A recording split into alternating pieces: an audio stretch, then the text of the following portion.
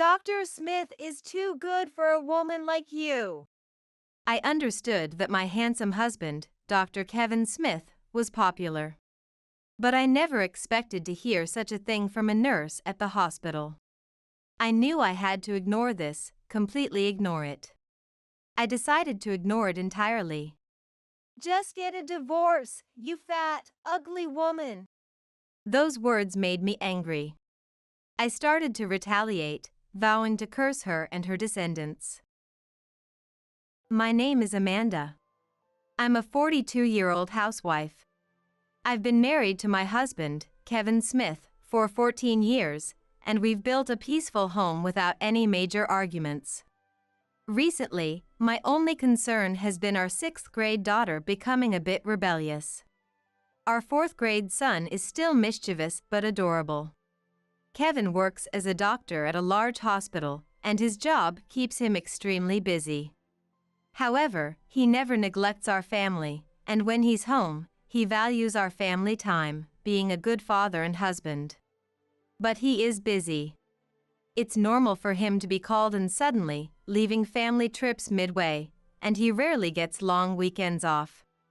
He's never attended any of our children's school events, and when I think about it, I don't think he's ever changed a diaper. Kevin often. The reason I can focus on my work is because Amanda supports me. Thank you for always being there for me. Says. I'm not bragging, okay? Really, I'm not bragging at all. I'm just stating the facts. Despite being busy, Kevin is kind, and I have no complaints about our loving family. But things aren't that simple. I've had a long-standing frustration. It's that Kevin is too handsome. I'm not bragging. Sure, he's handsome in a kind way, but Kevin's actual face is genuinely handsome. Now in his mid-40s, his handsome looks have gained a mature charm, making him even more attractive. Should I say he's a handsome middle-aged man? Well, anyway, he's really good-looking. This isn't just my biased opinion. Kevin has always been popular. Before we got married, there were countless women who approached him even though they knew we were dating. After we got married, I thought the competition would end, but then came women who didn't mind being his mistress. Even having children didn't stop them. One woman even suggested a bizarre relationship with the nanny. Of course, every Valentine's Day, he gets a mountain of chocolates. Working at a large hospital, he receives chocolates not only from many nurses but also from patients, even those currently hospitalized. How do they buy chocolates while in the hospital? It turns out the hospital gift shop sells nicely wrapped chocolates. Kevin and I used to consume these chocolates.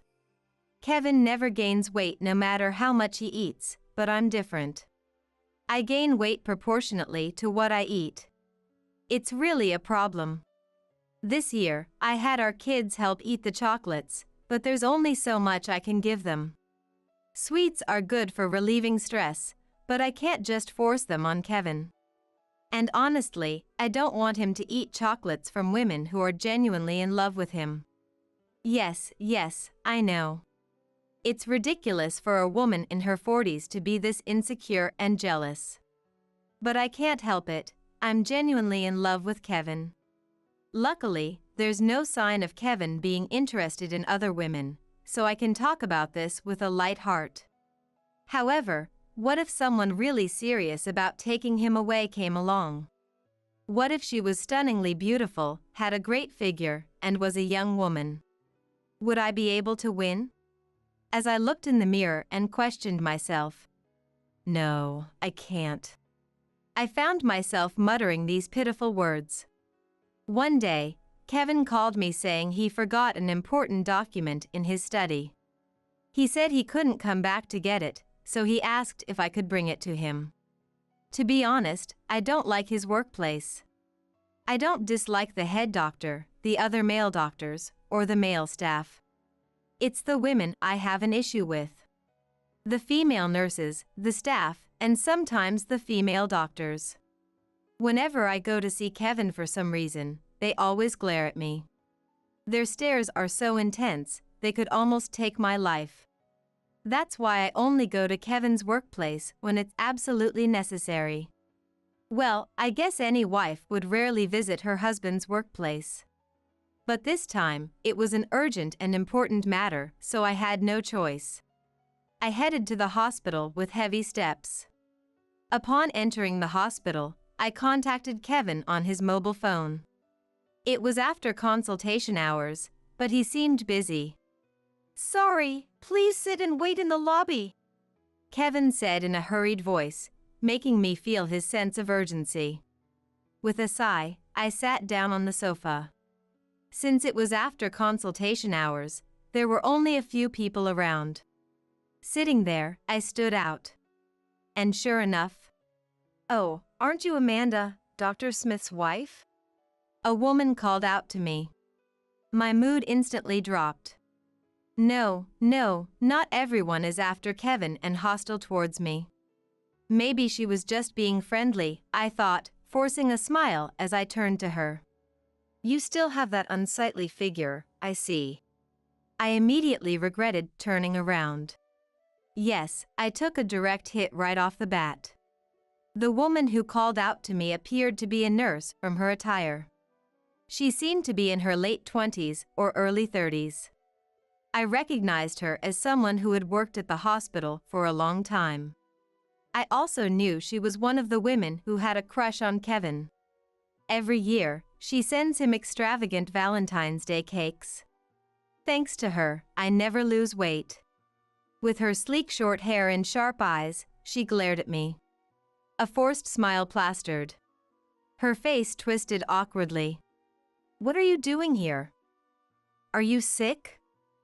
We don't do cosmetic surgery here, you know?" "Oh, no, my husband asked me to bring some documents." In such cases, ignoring the sarcasm is best, and as I stated my purpose, she reached out her hand. "Then I'll hand it over to Dr. Smith." But it's an important document, so I'd like to give it to him directly." "He is busy. I'll make sure he gets it, so go home." Wow, she told me to go home. I've met many people, but it's rare to encounter someone who shows such direct hostility. While I was troubled, a senior nurse, Melissa, who I recognized, came running over. "Lisa, what's going on? Something with Dr. Smith's wife?" The nurse whose name I didn't know until now was Lisa. Judging by this scene, she seemed quite serious about Kevin. Lisa, unable to stand up to Melissa. "No, nothing," mumbled and quickly left. "That was scary," I muttered involuntarily. "I'm sorry. She's obsessed with Dr. Smith," Melissa said with a troubled look. "Oh, I already knew that without being told." "And Lisa, she's turning 30 this year." "Oh, really? That's why she seems so desperate." "I don't care about that kind of thing. It's a hospital, there are people around, and I'm an adult, so I don't shout." But in my mind, I screamed loudly. I understand the feeling of being desperate at 30, but does that mean you go after someone else's husband? Just find a single, available guy. After that, Sorry. Kevin came running over, but my anger didn't subside. I decided never to go to Kevin's workplace again, no matter what. A few days after making that decision. "Sorry, I forgot my documents again." When I got that call, my mobile phone made a weird sound, which was not just my imagination. "Kevin, check your stuff before you leave the house." "Oh, you're still tired from yesterday's surgery?" Hearing that, I can't stay mad. And so easily. My decision not to go to his workplace is overturned. Decision was overturned. "Hello. I'm Dr. Smith's wife. Is Dr. Smith here?" Today, it's busy because it's consultation hours. I thought I should go through reception, and a man responded, so I felt relieved. Even the female medical clerks are often after Kevin. There are many women like Melissa who aren't interested at all and many married women, but for some reason, those who help are often women who are after Kevin. So, I tend to choose male staff. Please wait a moment. While waiting, choosing only men, how ugly. I heard a voice. Instantly, I felt unpleasant. Why? Because I recognized that voice. It was the voice I heard just a few days ago. Ignoring it is the best. Hey, you fatso, can't you hear me? So I stayed quiet. Looking around, I couldn't find any plump women.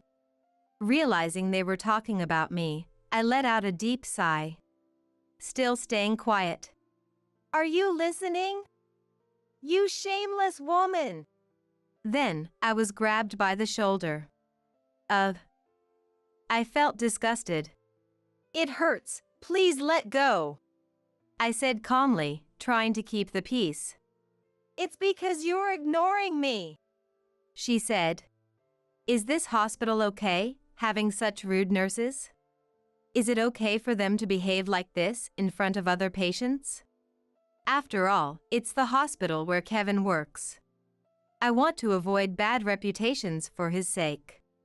So, I wanted to handle it peacefully, but 30-year-old Lisa forcibly turned me around. What met my eyes was Lisa's angry face. And for some reason, there were several civilians next to her. Well, since they came to the hospital, they must be patients or their companions. The common point of the casually dressed people was that they were all women. Young ones, some older than me, a diverse age range. Instinctively getting ready for something, Lisa said. You should stop relying on Dr. Smith. Huh. I wondered what she was talking about, dependency? I always thought of marriage as a partnership rather than dependency, but if she says so, maybe it is? But no, that doesn't feel right. As I was tilting my head. Yeah, that's right.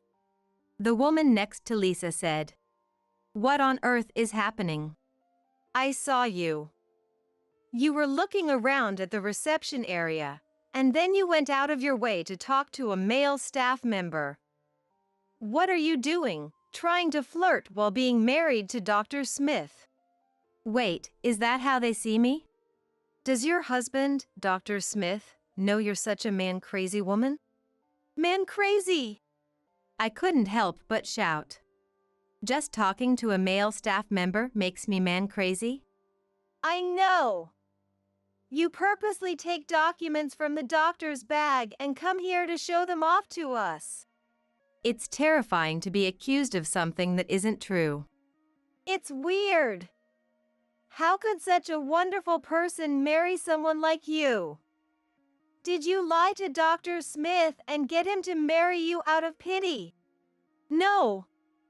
I didn't do anything like that. I wanted to explain how Kevin and I met, but it didn't seem like they were willing to listen.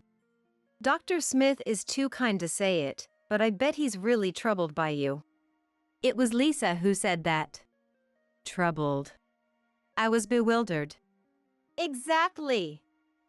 Let me tell you, Dr. Smith deserves someone better. You are not wanted. Lisa pointed her finger at me so fiercely that I nearly went cross-eyed. For example, someone like me, an excellent nurse. Lisa said with an arrogant look. Is this person seriously delusional? At this point, it's almost funny. But laughing would probably make things worse, so I looked down and tried to hold it in. Thinking I was intimidated and didn't realize I was holding back laughter, Lisa and the patients started insulting me again. It's impressive, really. She's involving the patients just to get rid of me. As if to deliver the final blow, Lisa said. Just get divorced already, you fat, ugly woman. And at that moment, something snapped inside me. Not physically, but mentally. Fat, ugly. That's right. You're so disgracefully overweight. That's because. Just hurry up and divorce him. And give him to me. At the moment I heard Lisa's voice, something inside me snapped again. That's because you keep making those huge chocolate cakes. I snapped. I finally lost it. I couldn't take it anymore. But this is a hospital, and there are many patients around. Screaming and shouting here would look bad. So, I did my best to suppress my anger and stay calm. Fortunately, my outburst had made them quiet. I cleared my throat and lowered my voice so only. If you don't stop, the spirits lurking in this hospital will get angry. They could hear. The moment I said that, Lisa, who was about to retort, froze with her mouth open. What are you talking about? She couldn't respond strongly, probably because of the association of hospitals with ghosts. This tactic seemed effective. By the way, Kevin said he's never seen a ghost. But, you know this hospital is very old, right? When I asked, Lisa nodded silently. Yes, the current building was rebuilt not too long ago, but the hospital itself has a very long history. It has been around since before the war, or so they say. Before it was rebuilt, there were even ghost stories about the old building. Maybe Lisa knows about that, because she looked pale. Maybe she's seen something? I thought with a sly smile as I spoke. This hospital has been here since before the war. That means a lot of lives have been lost here. What does that matter? It's only been a few years since we rebuilt. That's true. But there's no such thing as new or old when it comes to souls. Huh? Speaking in a low voice while looking down seemed to enhance the atmosphere. Lisa and the surrounding patients were leaning in, listening intently to my story. In fact, you might think I'm just a housewife, but I'm also a medium. What? It's a lie, though. In reality, I've never seen a ghost in my life, nor have I had any experiences that might hint at one. I have zero paranormal experiences. But I was in the drama club back in high school, so I'm quite confident in my acting skills. Spirits are everywhere. Saying this in a low, raspy voice, Lisa and the patients quickly turned pale. Stop talking nonsense! I have some psychic ability too, and there's no way there are any ghosts in this hospital. It's rare to find a place this clean. One of the patients started saying. But I just gave another sly smile. So, what do you call that behind you then? Suddenly. You can see it. That person turned pale. I said something random, but it seems to have added some credibility. Lucky me. The woman claiming to have psychic abilities was at a loss for words, and the atmosphere in the room became tense. Laughing inwardly, I continued to speak. Actually, there are multiple spirits attached to my husband. What? I can't see any of that. Then your psychic abilities must be limited. I have been exorcising them for years. But as long as Dr. Smith continues to work here, they just keep coming.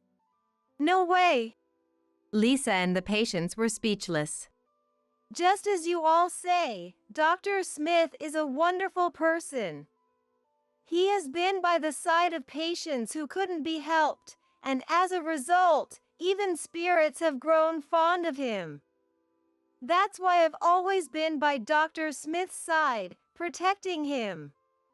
It's something only I can do. Looking at Lisa and the patients, they were all visibly shaken. Now for the finishing blow, I turned to Lisa.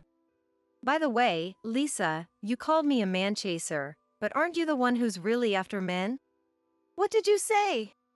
Her face was one of surprise at my sudden statement. Now it was my turn to point my finger right at her face. Watching her eyes go cross-eyed, I continued. You have quite a few spirits attached to you. What? Maybe you're desperate to get married, but haven't you been inviting men indiscriminately? It's not just male spirits. There are female ones too. Have you been hitting on men who are already taken? I haven't done anything like that. She denied it, but her eyes were shaking. I said it off the top of my head, but it seems she really has been approaching various men. In fact, Melissa had told me a bit about her. Apparently, she's been desperate to get married and has been hitting on men, causing some trouble. She even made advances on a married man, and his wife came storming in angrily. I don't know if persistence pays off, but despite claiming to be in love with my Dr. Smith, she's been coming on to anyone and everyone. It's ridiculous. And now, she's come to get rid of me to target Kevin, the real prize. Too bad for her. Whether or not I have spirits attached to me, I love my husband. I'm sure I love him more than anyone else here. That part is true. That's one thing I know I won't lose. That's why I can look Lisa and the patients in the eye with strong, confident eyes and a firm voice. Perhaps overwhelmed by my determined gaze. The patients began to murmur. Well, if that's the case. And they backed down. Even if the doctor is handsome, I can't handle ghosts. Wait a minute. I don't believe in such nonsense. However, Lisa, desperate as she was, did not give up easily. I looked at her. Lisa, if you don't go for a spiritual cleansing soon, that shoulder pain won't go away. What? Lisa stiffened at my words. What are you talking about? Well, being a nurse is a tough job, and it's normal for your shoulders to feel heavy. Especially when you're almost 30. I just said it randomly, but it seems to have hit the mark. Your right shoulder looks particularly dark. Do you remember a man with glasses? Glasses! There are countless men with glasses in this world, but Lisa's face turned pale. Looking up at her. He's saying he won't forgive you. I said in a low voice. Aya! Help me! She screamed, startling me. No! Crying, Lisa ran away. The surprised patients looked at me as if they had seen something terrifying and then scattered. Good grief. My shoulders are stiff. Just as I was stretching. Did something happen? Kevin came over with a puzzled look, so I smiled and said, Nothing at all, and handed him the documents. After that, it seems Lisa quit the hospital. According to Melissa, every night, the men she approached and their girlfriends or wives appear in her dreams. She said with a vacant look. She left with dark circles under her eyes and looking emaciated. She complained that even after many spiritual cleansings, it didn't help and then disappeared somewhere. I thought it was scary how strong beliefs can be, even though I caused it myself. Well, her strong belief made her think she was the one suitable for Kevin and pushed me to divorce him. That's the sin of targeting someone else's husband, it's her own fault. There were some rumors about ghosts in the hospital, but since hospitals generally have that image, the rumors quickly died down. By the way, among the women targeting Kevin, his popularity increased even more because he was seen as a man popular even with ghosts. But it seems I'm the only one who can spend a lifetime with such a popular man, maybe because I'm a medium? The next year's Valentine's gifts were mostly small, so it looks like I'll finally be able to diet. When I told Kevin that, it doesn't matter what shape you're in, Amanda. I love you for who you are. He said handsomely, and needless to say, I fell for him all over again. What are you doing? Stop it! My son Michael shook off my arm and ran into the yard. In the yard, there were several fist-sized stones scattered around, thrown by my mother-in-law Sarah out of spite. They had piled up in the corner of the yard like a small mountain, making it difficult to deal with. To a hungry Michael, I wondered what those stones looked like. He picked one up and was about to put it in his mouth. Panicking, I staggered to my feet to stop him. I hadn't eaten properly in days, so I was weak. I had no husband. He had passed away in a car accident, and since then, I had no income and lived in poverty. Even if I wanted to work, my frail body couldn't handle a regular job. But now, Michael's well-being was more important than mine. I had to hurry, or Michael would eat the stone. I cursed my own helplessness. It was my fault that Michael was so hungry that he was about to eat a stone. It was my fault. I felt inadequate as a mom. Overwhelmed with guilt, frustration, and sadness, tears flowed uncontrollably. "Stop, please! Please stop!" I desperately grabbed his hand. But to my shock, Michael's eyes sparkled as he happily ate the stone. "Mom, this is delicious." I couldn't believe my eyes. "My name is Jennifer. I live with my young son Michael." "Mom, look! A dandelion." Michael smiled happily, pointing to a dandelion blooming in the park. Michael turned 4 this year, and he would soon be starting preschool. I dreaded it. There were fees for enrollment, supplies needed for preschool, and other various expenses, but I had no income. Normally, people would work, but my weak body made it difficult for me to do so. Besides, there was no one to watch Michael while I worked. As I watched Michael play on the park slide, I wondered what I should do.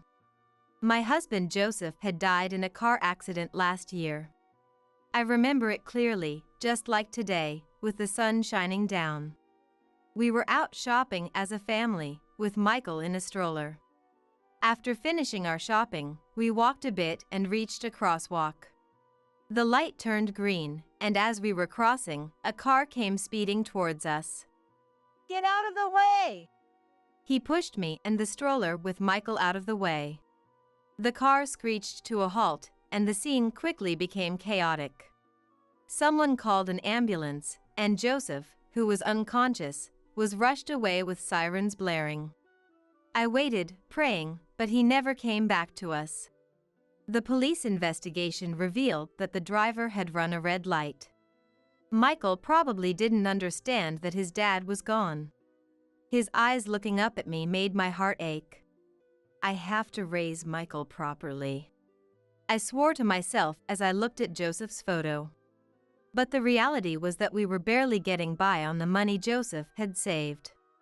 I had considered applying for welfare, but because we had savings and owned a home, I was turned down. The caseworker: "You're still young and able to work, so stop relying on others," coldly told me. Sarah, my mother-in-law, had been hostile towards me since Joseph's death. "This happened because you were daydreaming." Other relatives sided with me, saying it was clearly the fault of the driver who ignored the traffic light. But Sarah blamed me and Michael, as Joseph had died protecting us, making us the villains in her eyes. I couldn't deny that thought either. I kept thinking if only I had checked for safety more thoroughly or spent a little longer shopping. Sometimes I even regretted going out that day. Apologize to Joseph." "I'm sorry. I am truly sorry." For several months after Joseph died, she came every month on the anniversary of his death, demanding apologies from Michael and me. But after half a year, she started throwing stones at us. "I hate you!" She would scream and throw stones from her house. Our house was next to Sarah's, and she would throw fist-sized stones from her yard. When I went outside to ask her to stop, she threw more stones. Some of them were aimed directly at me, and if I didn't dodge, they'd hit my face or body. "Sarah, stop it! It hurts!" Instinctively, I raised my hand to protect my face, and a sharp pain shot through me. A stone hit the back of my hand, and it started to bleed a little. I looked around. What if it had hit Michael? But fortunately, he wasn't playing outside today. Relieved, I sighed deeply. The stone throwing had stopped, and there were various sizes of stones scattered in the yard. Michael and I picked them up one by one and piled them where they wouldn't be in the way. Before we knew it, the pile of stones was as tall as Michael. "This is a problem," I muttered while looking at the pile of stones. These days, I was down to 2 meals a day to save money, trying to ignore my growling stomach. I had to find a way out of this poverty. If I could get even a small income, I could save some money. Checking the dwindling balance of my bank account, I hoped it would ease my anxiety a bit. Another problem was Sarah. For some reason, she kept throwing stones at us. Always near the end of the month. Obviously, she hated us, but it was excessive. Michael hadn't been hit yet, but who knows when he might get hurt. I wanted her to stop, but going to talk to her only made her throw more stones. She wouldn't listen to me. Going out to face her was like becoming a target on purpose. If only there was someone to mediate. One day, while I was thinking about this, Michael said, "Hey, what about Thomas?" "Thomas? Who's that?" "Thomas, we found an elephant by the river together," Michael said, but I had no idea what he was talking about. I thought it must be an imaginary friend. Children's imagination is so endearing, I thought, and I ignored it. But a few days later, I remembered Joseph's friend, Thomas. A few months before Joseph died, we had gone to the zoo together. Thomas loved children and had given Michael a piggyback ride while they chatted in the elephant area. There was a small water area for the elephants to drink from, and Michael had called it a river. Michael's words, not knowing the difference between a river and a water trough, had made us all laugh. "That's it, maybe I should consult Thomas." I felt hesitant to ask, but I had no one else to turn to. Summoning my courage, I sent him a text. A few weeks later, Michael, Thomas, and I met at a restaurant. It was the first time I had seen Thomas since Joseph's funeral. I was surprised. "I never expected to hear from you, Jennifer." He was dressed in white pants and a black shirt, smiling as he spoke. The last time we met, his hair was straight, but today it was permed. "Thank you for taking the time to meet me." "No problem." "Michael, order whatever you like." "Really? Then I'll have this, and this." He opened the menu on the table and pointed at various items without much thought. Thomas chuckled. "How about this one?" and suggested. He pointed to a large parfait with brownies, chocolate ice cream, whipped cream, and lots of chocolate syrup, which made Michael's eyes light up. "Oh, I want this." "Wait, Michael, stop it." I hurriedly tried to stop him, but Thomas had already placed the order. "It's okay, I'll pay for it." I felt overwhelmed with embarrassment and wished I could disappear. As we chatted about recent events, the chocolate parfait was brought to Michael. After receiving it, Thomas looked at me and said, "So, you have something you want to discuss?" His slightly guarded posture made me feel a bit uneasy, but I started talking about Sarah. Meanwhile, Michael was eating the parfait, getting chocolate all around his mouth. When I finished, Thomas looked thoughtful. "I see, that is indeed puzzling. I really want to know how to make her stop. Can you help me?" "I do know Joseph's mom, but I'm not sure." His reluctant expression was as expected. After all, no one wants to get involved in someone else's family issues. If things went wrong, he could get caught up in it too. But I couldn't back down now. "I have no one else to turn to. Please help me." Thomas folded his arms in thought for a moment. Then, Michael, holding a spoon, "Please," said. He probably didn't understand the situation, just imitating me. But he looked at Thomas with a serious expression. After a moment of silence, Thomas started laughing. "Michael, you look a lot like Joseph." I was taken aback by the sudden remark. Well, people often say that. Seeing Michael reminded me of how Joseph helped me once. Thomas recounted a time when he and Joseph worked at the same company and a big deal went wrong. Thomas had planned to resign and report to his boss.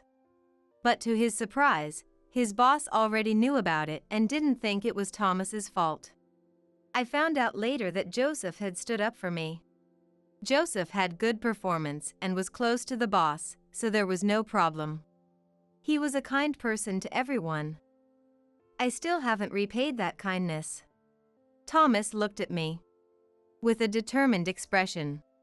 Jennifer, to repay Michael, I will help you. Oh, thank you. Thank you.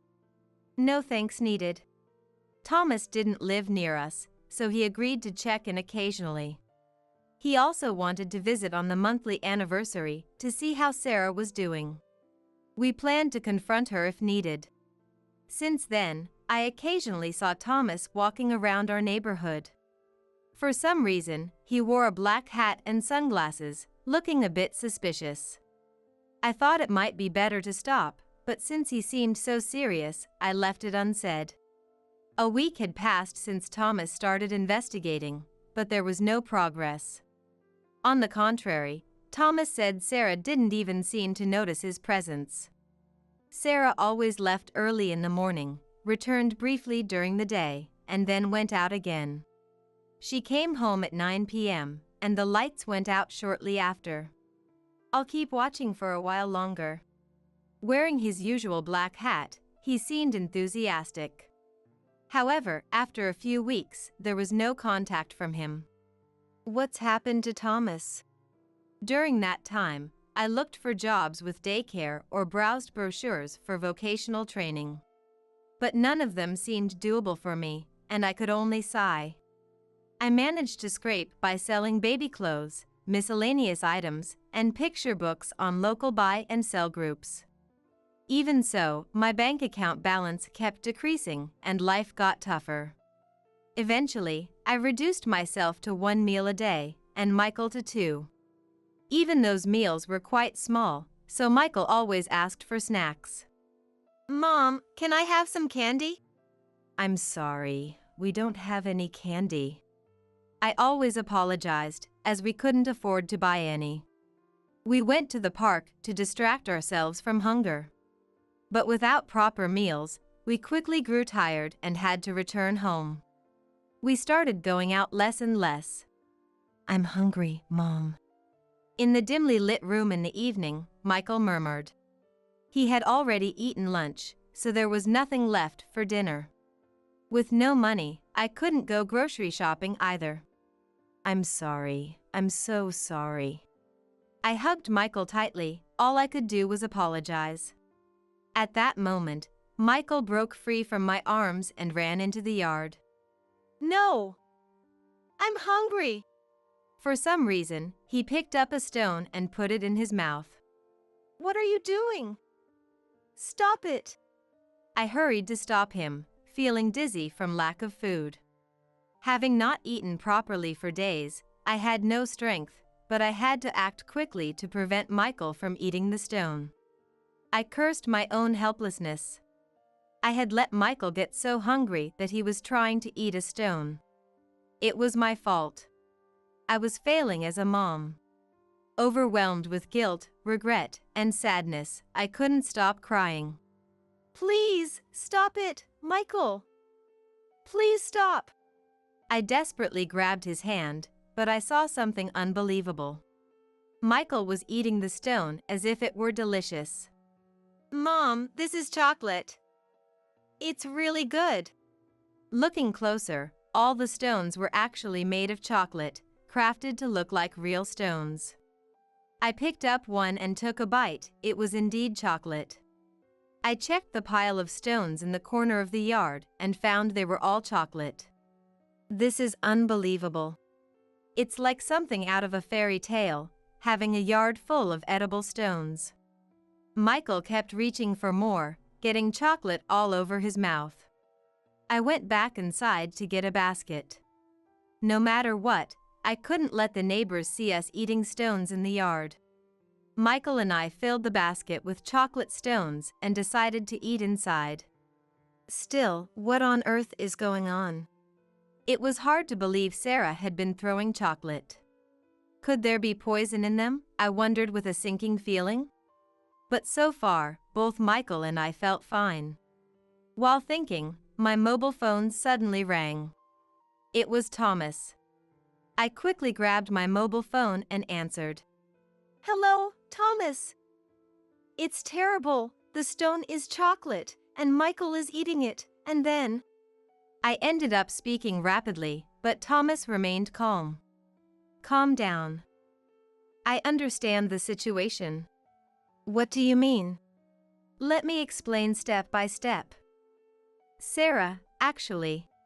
When I listened to Thomas's story in detail, it was as follows.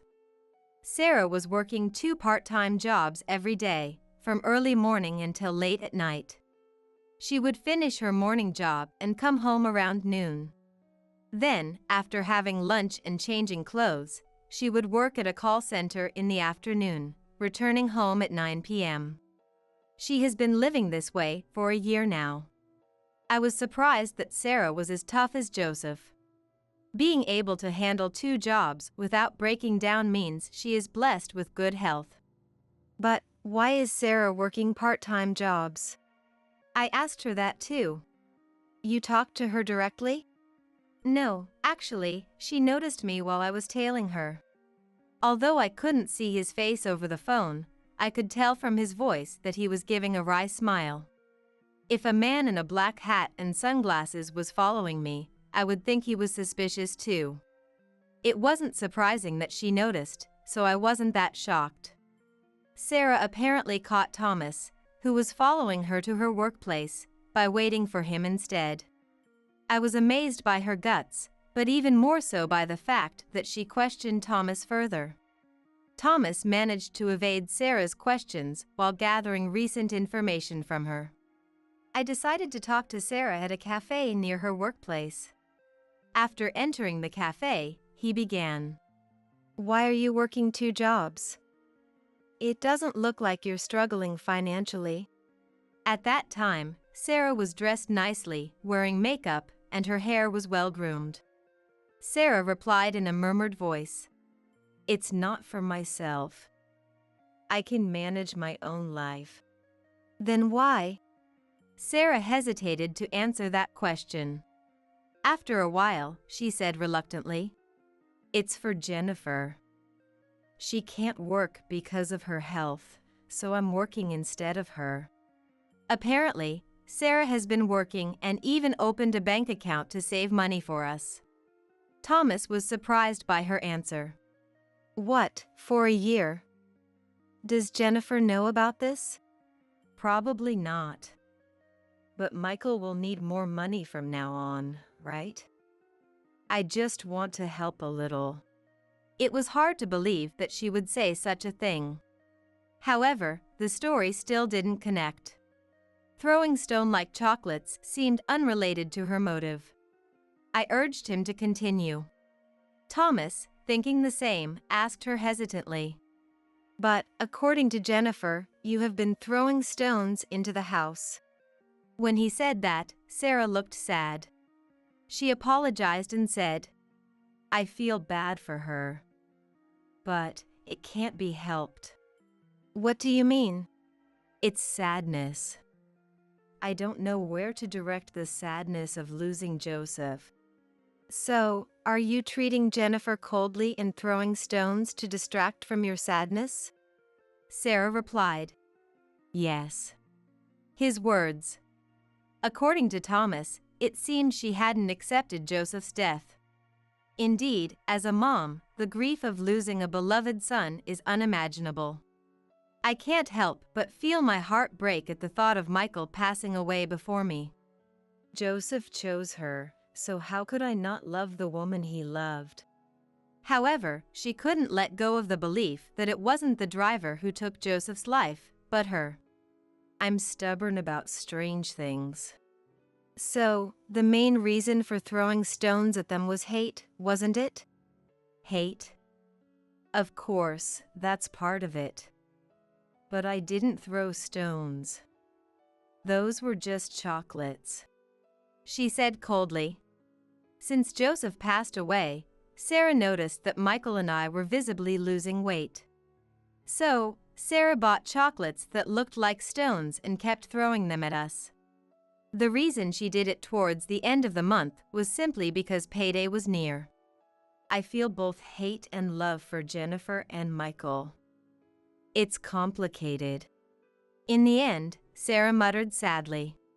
That day, I left the shop after that. That's all I heard. I see. Thank you very much. I was still filled with disbelief. Sarah seemed to show hatred towards Michael and me, but deep down, she couldn't hate us completely. There's a word for this, love-hate. It might be that hating and loving are two sides of the same coin. Ironically, those feelings manifested in throwing chocolates at us. I looked at Michael, who was eating chocolate right next to me. The basket that had been full was now half empty. It became clear that Sarah hated and resented us, but at the same time, she gave us chocolates out of goodwill. However, I was confused about whether it was right to continue such a complicated relationship. Couldn't we somehow repair this relationship? It's not really my place to say this. Thomas took a breath and said, how about we arrange a meeting for Jennifer and Sarah to reconcile? I was genuinely surprised and felt apologetic. No, really. This is our problem. But it hasn't worked out so far, has it? Maybe it will change if someone mediates. But we're already involved. Leave it to me. Thanks to Thomas, Sarah and I met a few days later. The place was our usual restaurant. At first, there was an awkward atmosphere, and neither Sarah nor I could make eye contact. Thomas told me everything. When I said that, Sarah seemed to understand everything in that one sentence. I see. And replied without looking at me. Joseph isn't coming back. I understand that you're sad. Do you? But wouldn't Joseph be sad if we were still at odds? Sarah was surprised by my words. Until then, she hadn't made eye contact, but now she was looking straight at me. Sarah, let's end this complicated relationship. I looked back firmly, appealing to her. Neither of us said anything for a while, but finally, Sarah relaxed and said, Yes, I was thinking the same thing. Sarah bowed deeply and apologized for everything that had happened. I'm sorry for being so harsh. I won't do it again.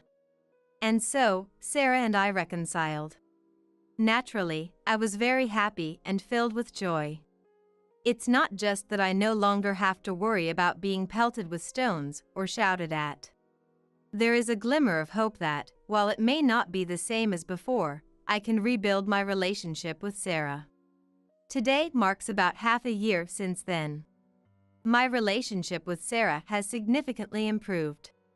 Of course, there are no more piles of chocolate in the yard.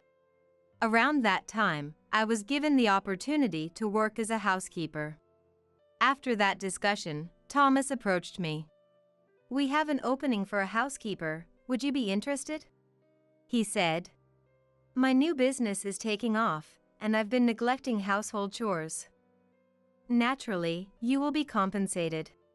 Well, I can handle household chores, I replied. You don't have to come every day. You can work around your health, maybe 3 days a week. Having been ill for a long time and only having done housework as a housewife, I was confident in my ability to handle household chores. Since he mentioned I could work around my health, I decided to take the job. His house was so large it could be called a mansion, and there were 2 other housekeepers besides me. It turned out that my skills were superior to the others, and they praised me highly. Following their recommendation, I registered with a housekeeper dispatch agency and took on jobs within my limits, where I was also highly evaluated. People appreciated my pre-made dishes and how I organized the living room storage to make it easier to use. I started getting more requests, but since I was also working for Thomas, my availability was limited. Additionally, I had to consider my health, making it difficult to work regularly. Due to this, I was known as a unique person. Before I knew it, I had become a legendary housekeeper. Thomas was also pleased, saying he could focus more on his work than ever before. He mentioned that the bookshelf I organized was easier to view and the information more accessible. When my abilities were praised like this, it made me happy but also a bit embarrassed.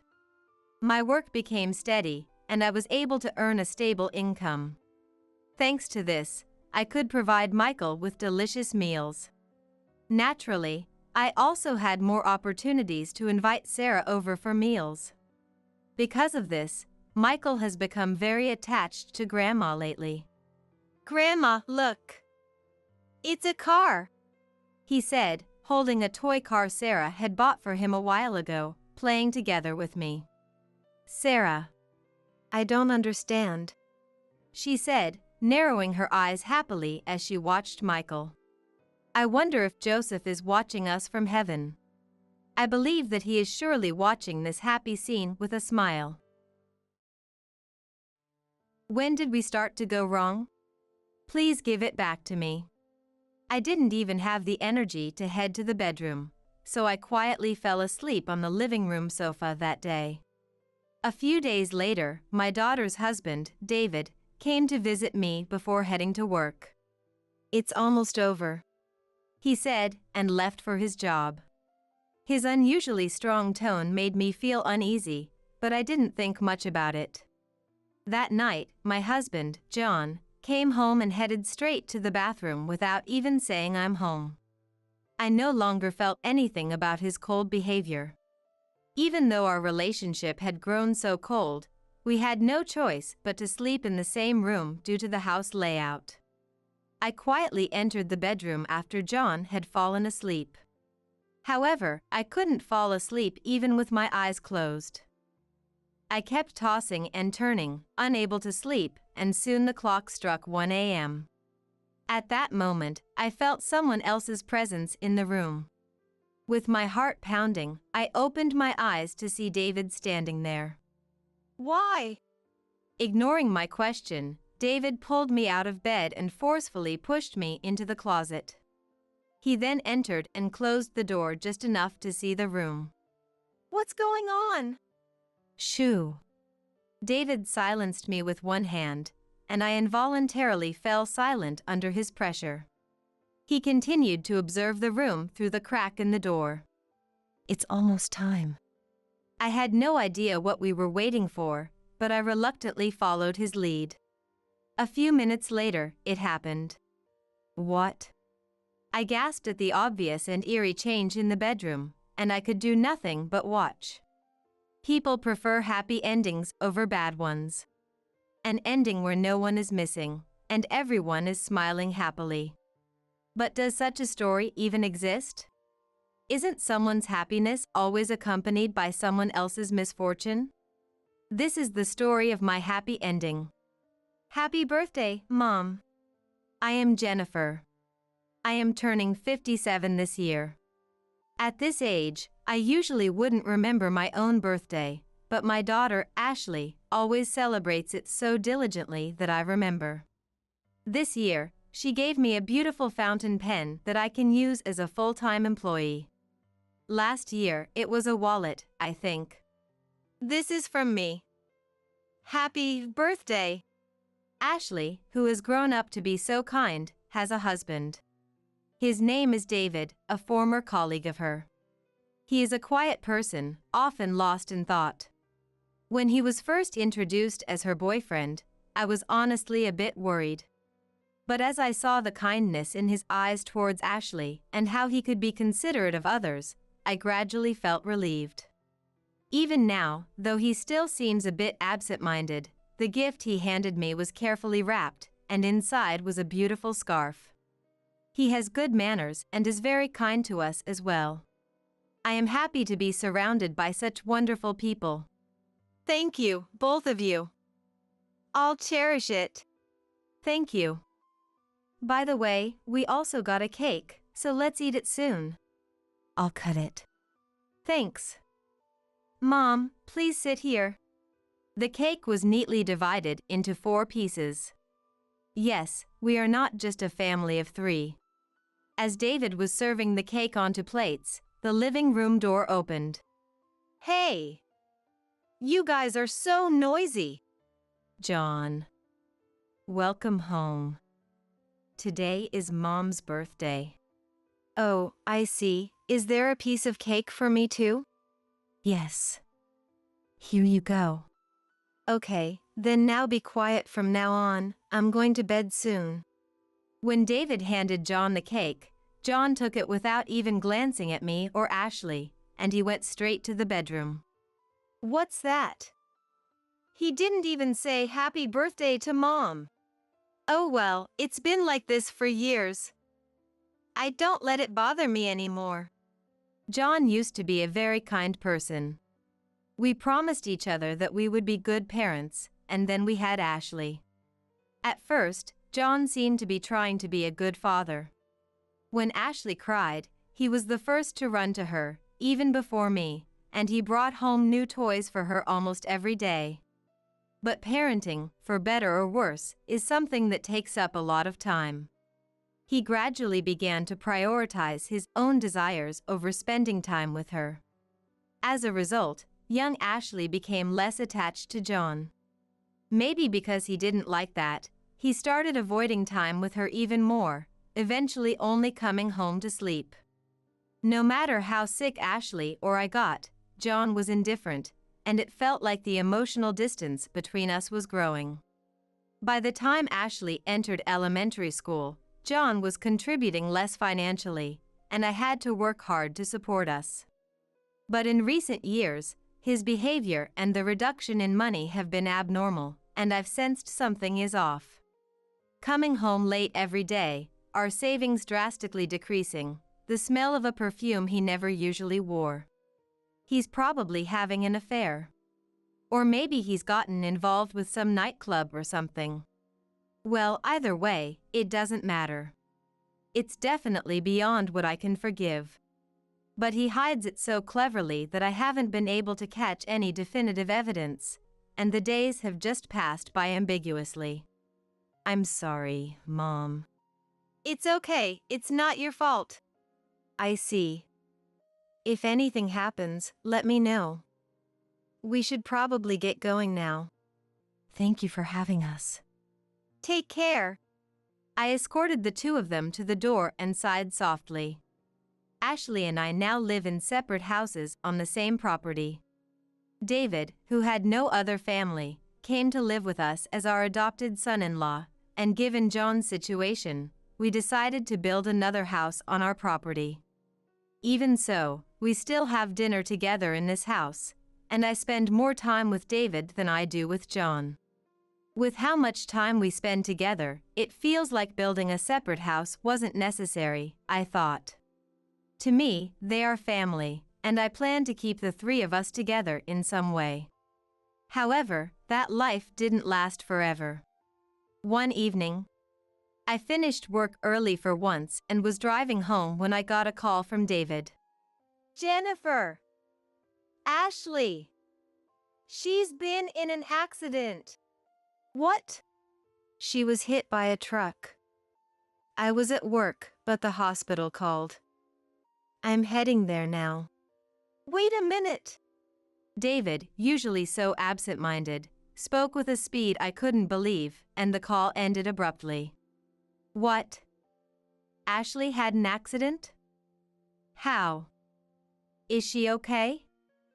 I was half panicked, but quickly changed the car's direction toward the hospital. I need to call John. Even though he usually showed no interest in us, this was an emergency involving his daughter, so I thought he'd rush over immediately. But the impersonal ringing of the call echoed in the car, but it never stopped. No matter how many times I tried, he never picked up. It was as if he didn't care about us at all. I even called his workplace, but they said he had already left for the day. Even though John was supposed to be off work, he didn't answer his phone. I couldn't understand how he could be unreachable during our daughter's crisis. But when I saw Ashley's changed appearance at the hospital, nothing else seemed to matter anymore. This is Ashley, right? Is it really her? The hospital staff led me to a cold room, not a waiting room or treatment room, but a space with several somethings covered in white cloth. One of those cloths was pulled back, and David was standing beside it. It was unmistakably a human being. The skin had red and black cuts, black hair. But it was no longer in a human shape. The horrific sight made me feel dizzy. David caught me as I almost fell. She tried to save a child from getting hit. It's just like her, so brave. David's hands were cold, and his voice was mixed with a painful laugh, filled with deep sorrow. The half of the face that remained was still beautiful, unmistakably hers. But a glance elsewhere revealed the absence of what should be there. As the officer calmly explained the situation, I started crying uncontrollably. Why Ashley? She did nothing wrong. Why take her from me? I was so distressed that I wasn't sure what I was saying. I just couldn't stop. If I didn't let out all my tears and feelings, I felt like I would cease to exist as myself. David held me gently, his face twisted with regret. He sniffled occasionally too. Seeing Ashley's husband, much younger than me, trying so hard made me wonder what I should do from now on. It all felt meaningless. The following events passed by in a blur. The police investigation confirmed it was an accident, not a crime, and Ashley was hailed as a hero for saving a child. The funeral was crowded with people, a testament to how loved she was. As her mother, I felt a bit of pride. David seemed to feel the same, showing a slightly proud expression. However, John never contacted us during the funeral. I told him everything only after it was all over. I called you many times. He entered silently through the front door, and I spoke to him. I rarely initiated conversations with him, so he looked a bit surprised. There were traces of bright red lipstick around his mouth, which disgusted me. Oh, what did you want? Where were you?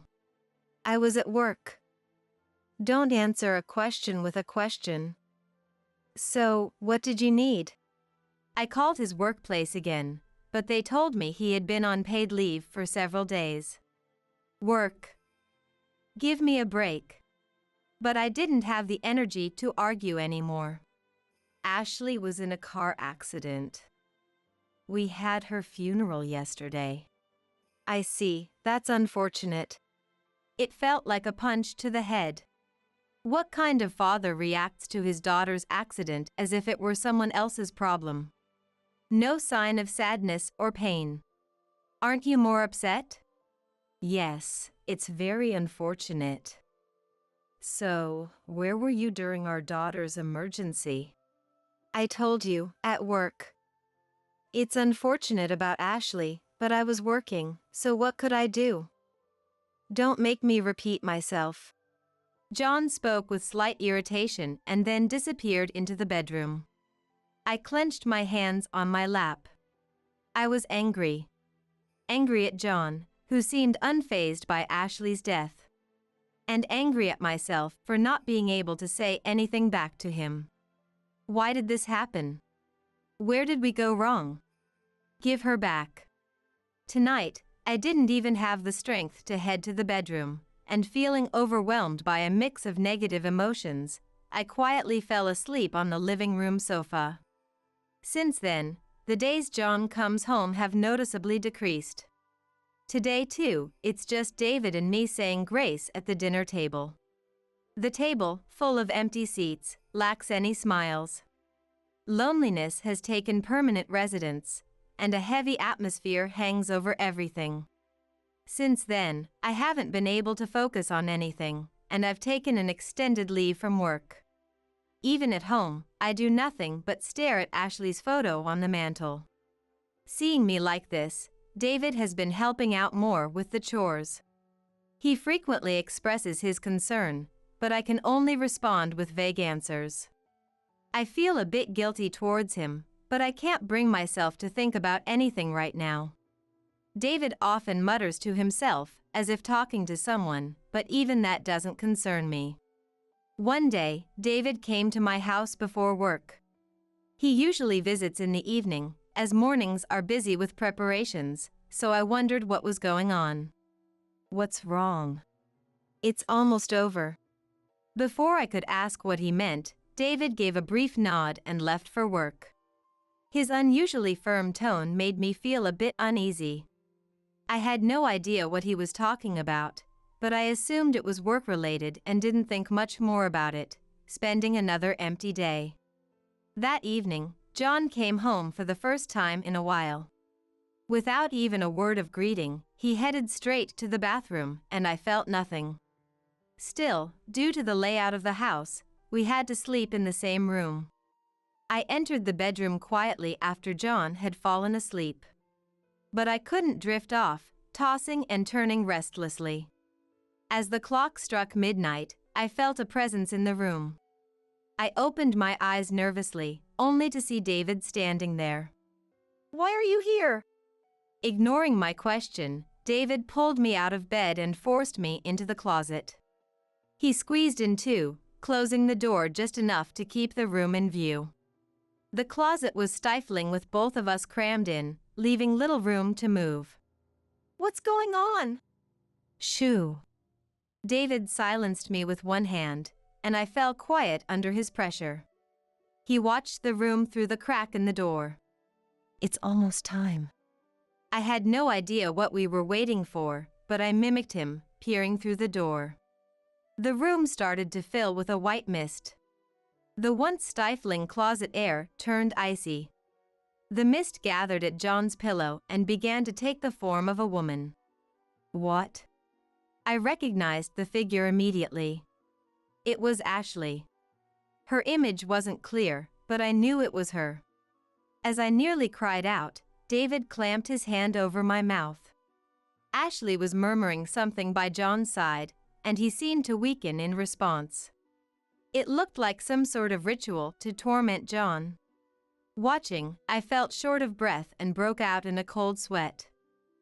After a while, Ashley stopped and vanished into thin air. I couldn't make sense of what had happened. John was no longer restless, but was drenched in sweat, confirming the reality of what I had seen. When I asked David for an explanation, he whispered, "Not here," and led me to the living room. Hey, that was Ashley, right? Yes, it's Ashley. Or more precisely, something like Ashley's thoughts. Thoughts? Yes, when something is left undone in reality, it stays like that. How do you know that? I've been able to see things like that since I was a kid. David has always had a strong intuition since he was a child, and he could see things that were usually invisible to others in everyday life. Because of this, he often felt exhausted during the day, and he apologized for his lack of cheerfulness, saying it was because of this. Ashley knew about this and was even more drawn to David after learning about it. I thought it was just like her. She was always a child full of curiosity. I've always avoided people because I thought they would find me creepy for having this ability. But she accepted me for who I am. That's why I decided to stay by her side forever. David looked nostalgically at an empty space again. There was nothing there, but I was sure Ashley was there, just invisible to me. I had never really believed in spirits, but after witnessing what I saw earlier, I couldn't help but believe. When Ashley was gone, I couldn't sleep at all that night. But I felt her presence. I couldn't see her clearly yet, though. I see. But as the memorial service approached, she became more visible. Now I can even talk to her. It turned out that when David occasionally talked to someone, it was her, who remained here as a spirit. Being able to talk to her again, even though she was supposed to be gone forever, was incredible. No matter how hard I tried, I couldn't see Ashley's form. I envied his ability. Did Ashley say anything? The first thing she did was apologize. She said she was sorry for leaving so suddenly. I wanted to tell Ashley that she didn't need to apologize. She didn't do anything wrong. She protected our child, she was a hero. She was very worried about Jennifer. She wanted her to recover quickly. I couldn't possibly recover. She was my everything, my only family. And she was very angry at John. She wanted to confront him today, which is why that happened. I'm sorry if it scared you. I see, but why the closet? Honestly, spirits and emotions are hard to understand. I was worried that Ashley's negative feelings might affect Jennifer. I see. It did feel a bit suffocating. Did Ashley have anything to do with John coming back suddenly today? Yes, she did something. I'm not sure exactly what. David shrugged and said that spirits were mysterious. I had many feelings about John that I wanted to confront him about someday. Maybe now was the perfect chance. It was time to resolve this crumbling family situation. David, are you free tomorrow? Huh? Oh, yes, I think so. Let's end this. I want to talk to John properly. Can Ashley join us? She's nodding and smiling. She might have a plan, but I'm not sure. That's reassuring. All right, let's get some sleep. Yes, oh, and Ashley really cared about Jennifer. So please, don't push yourself too hard. I understand. Good night. David, probably with Ashley, went home. I didn't want to go back to the bedroom, so I lay down on the living room sofa. Unlike earlier, I quickly fell into a deep sleep. Even though the sofa wasn't comfortable, it was the best sleep I'd had in a long time. I woke up to the sound of birds chirping. Sunlight was streaming pleasantly through the gap in the curtains, and I thought it was a wonderfully peaceful morning.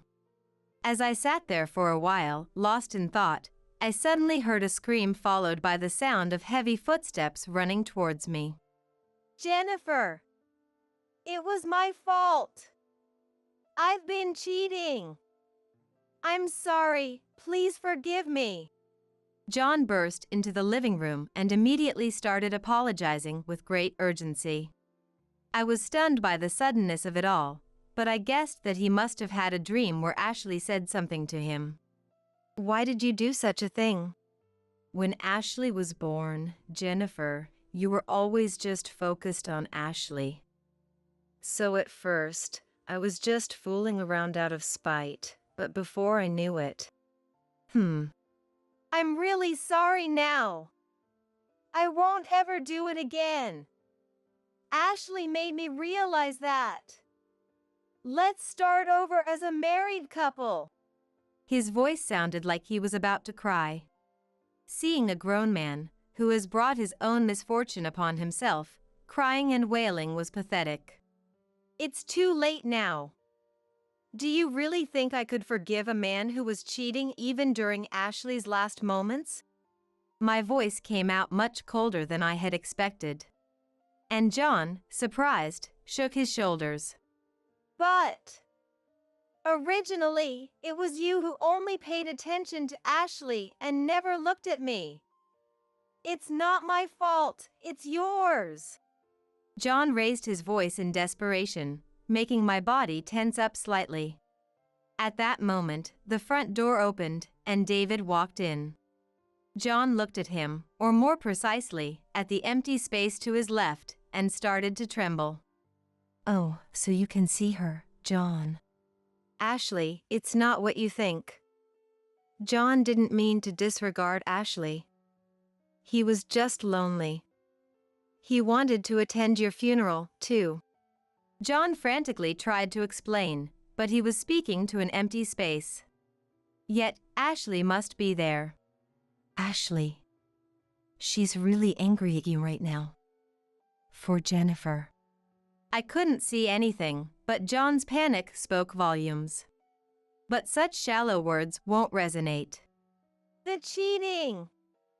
Jennifer never paid attention to me. It was Ashley who took Jennifer away from me in the first place. Why do I have to hear this from you? A father should never say that his wife was taken away by his daughter. We promised to raise her together. And he broke that promise, shifting the blame to others and not understanding his own wrongdoing. Jennifer, hurry up and forgive me.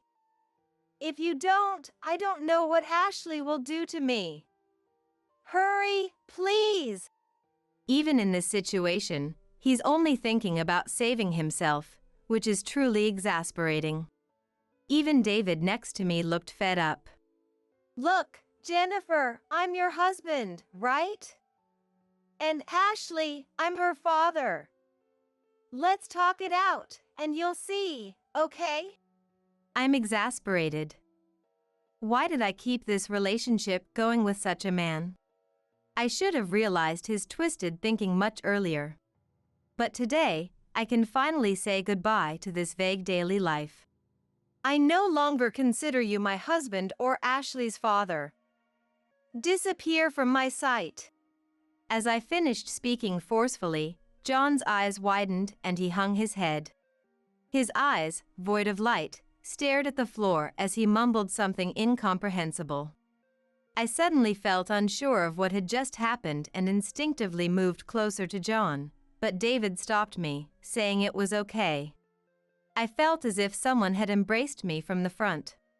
Though only John, now devoid of will, stood before me. I instinctively felt it was Ashley. I can't see it, touch it, or hear it, but I know I'm being held right now. I feel warmth. I say thank you and hug back. I thought I heard a voice saying, "I'm sorry." You don't have to apologize. Of course, I feel really lonely. But I'm happy to feel you one last time like this. Thank you so much for everything. Please be happy. Her presence, that warmth, slowly faded away.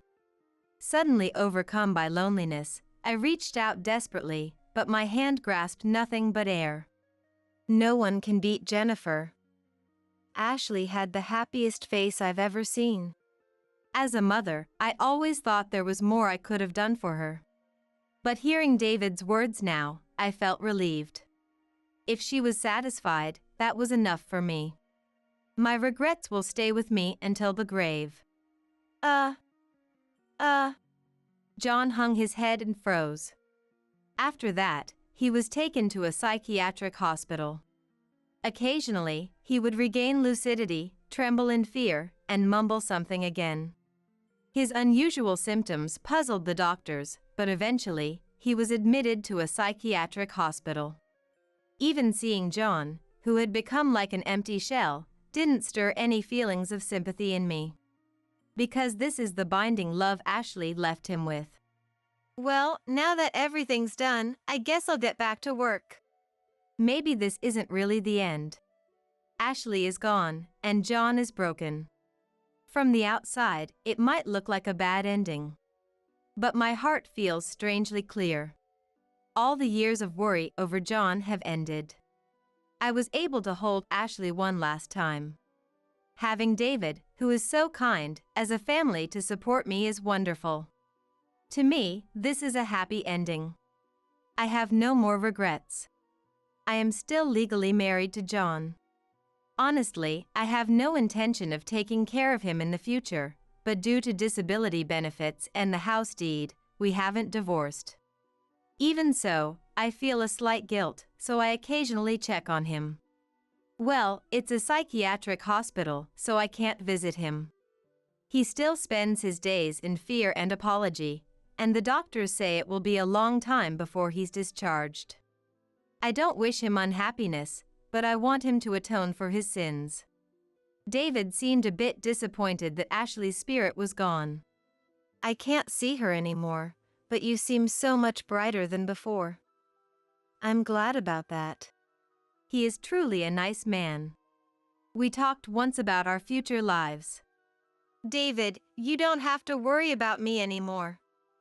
You can live freely. You don't have to stay in this house. That's true, but if you're okay with it, I want to stay here. Why? Ashley always thanked you.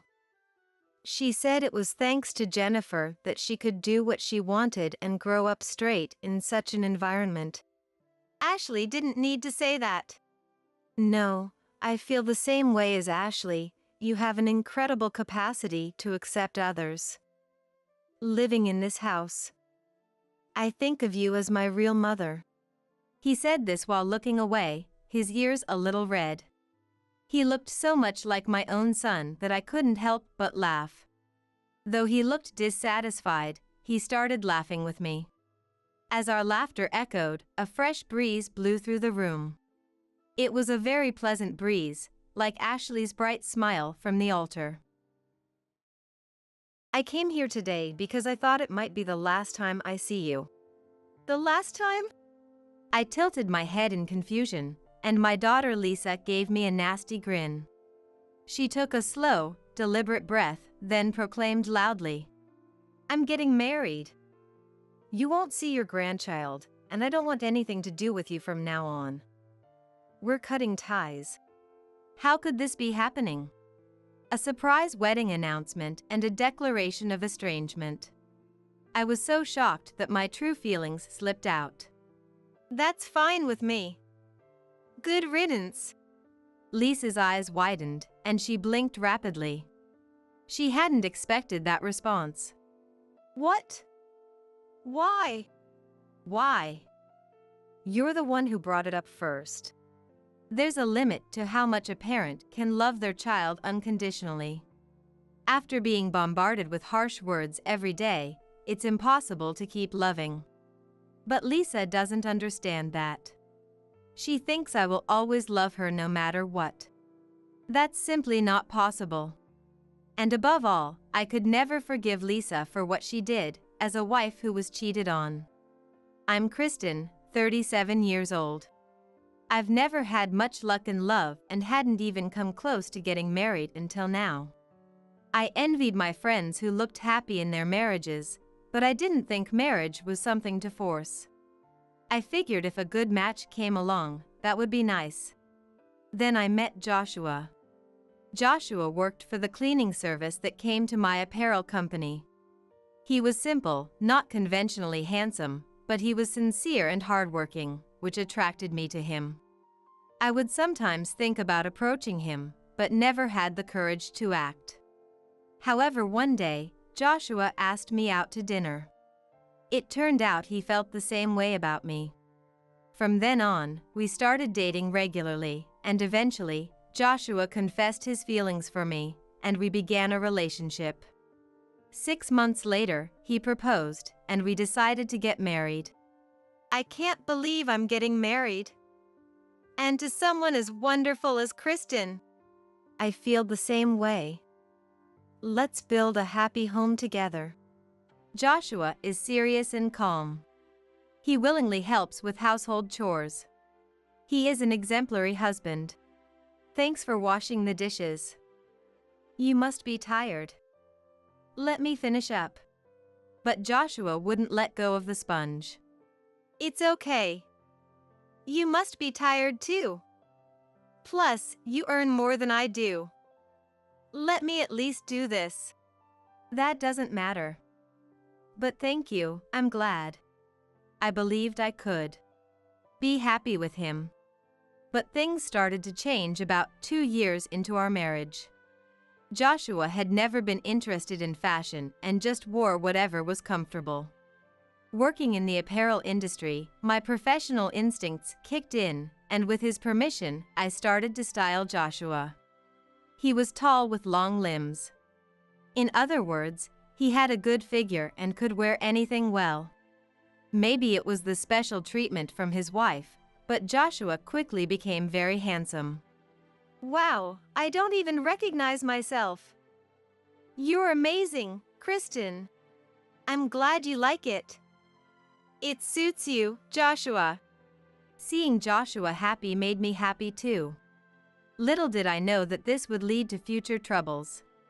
Around our first anniversary, I found out I was pregnant and gave birth to our daughter, Lisa.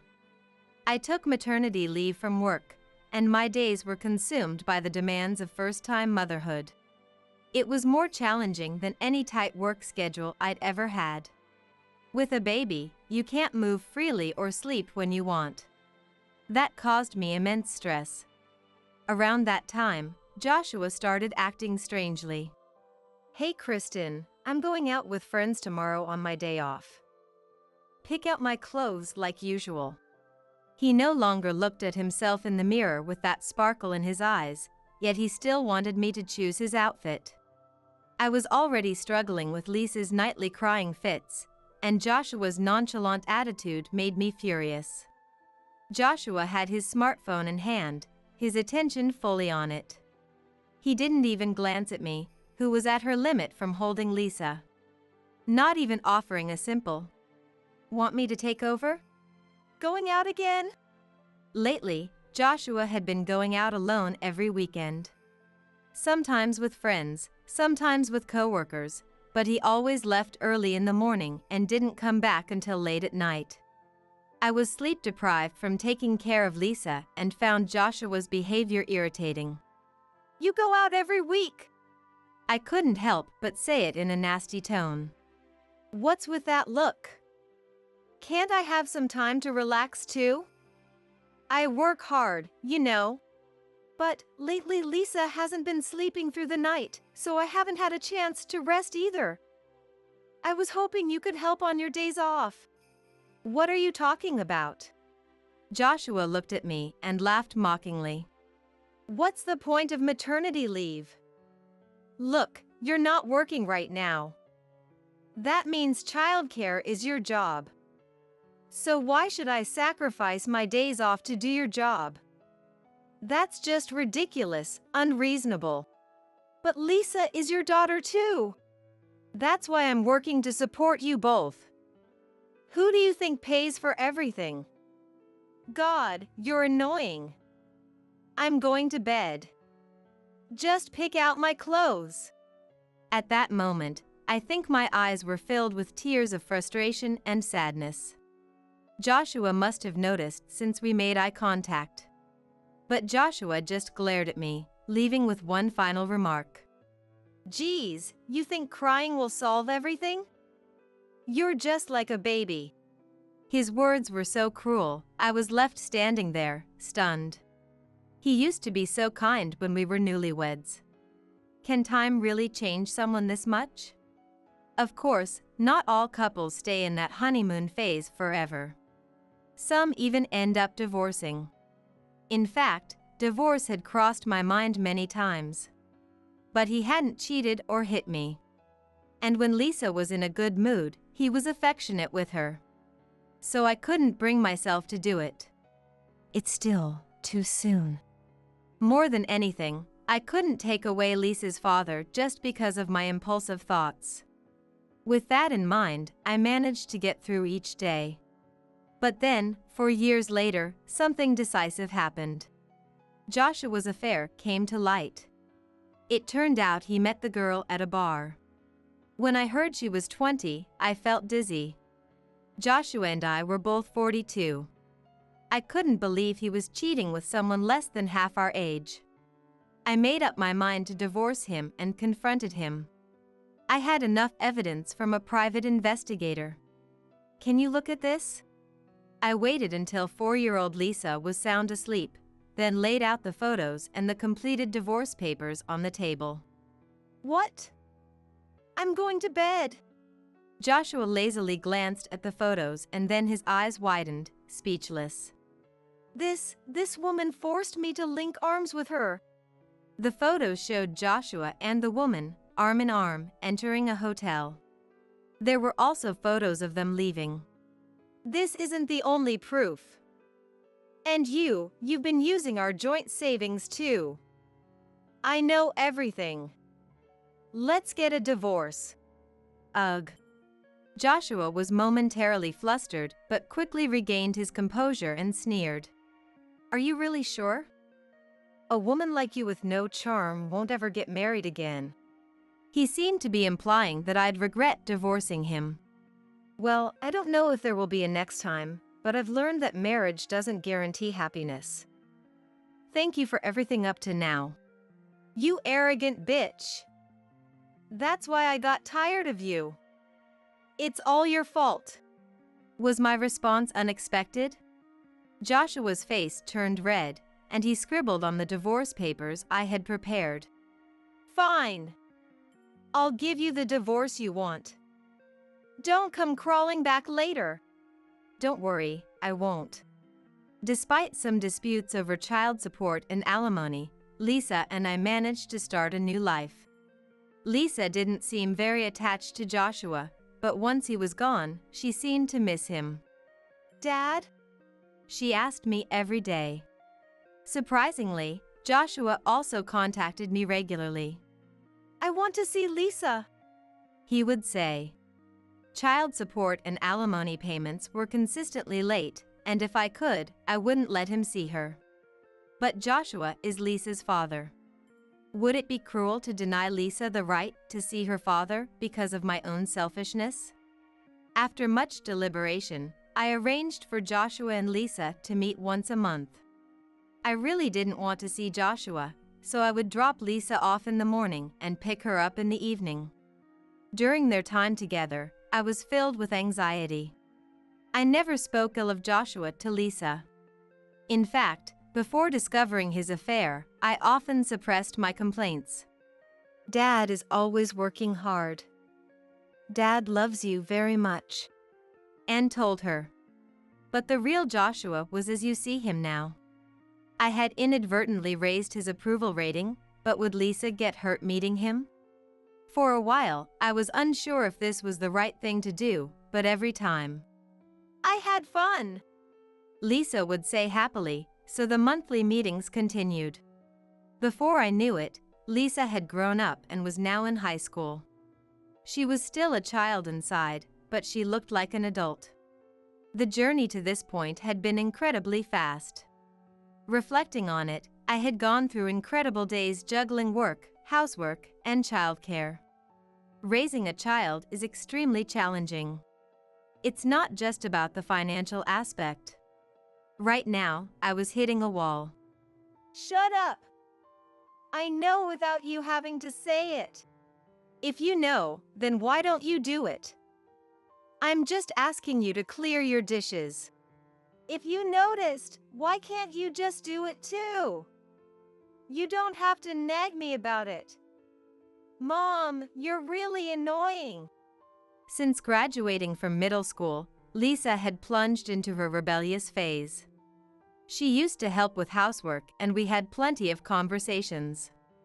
But recently, we argued every time we saw each other, and she seemed to avoid me by staying in her room or going out.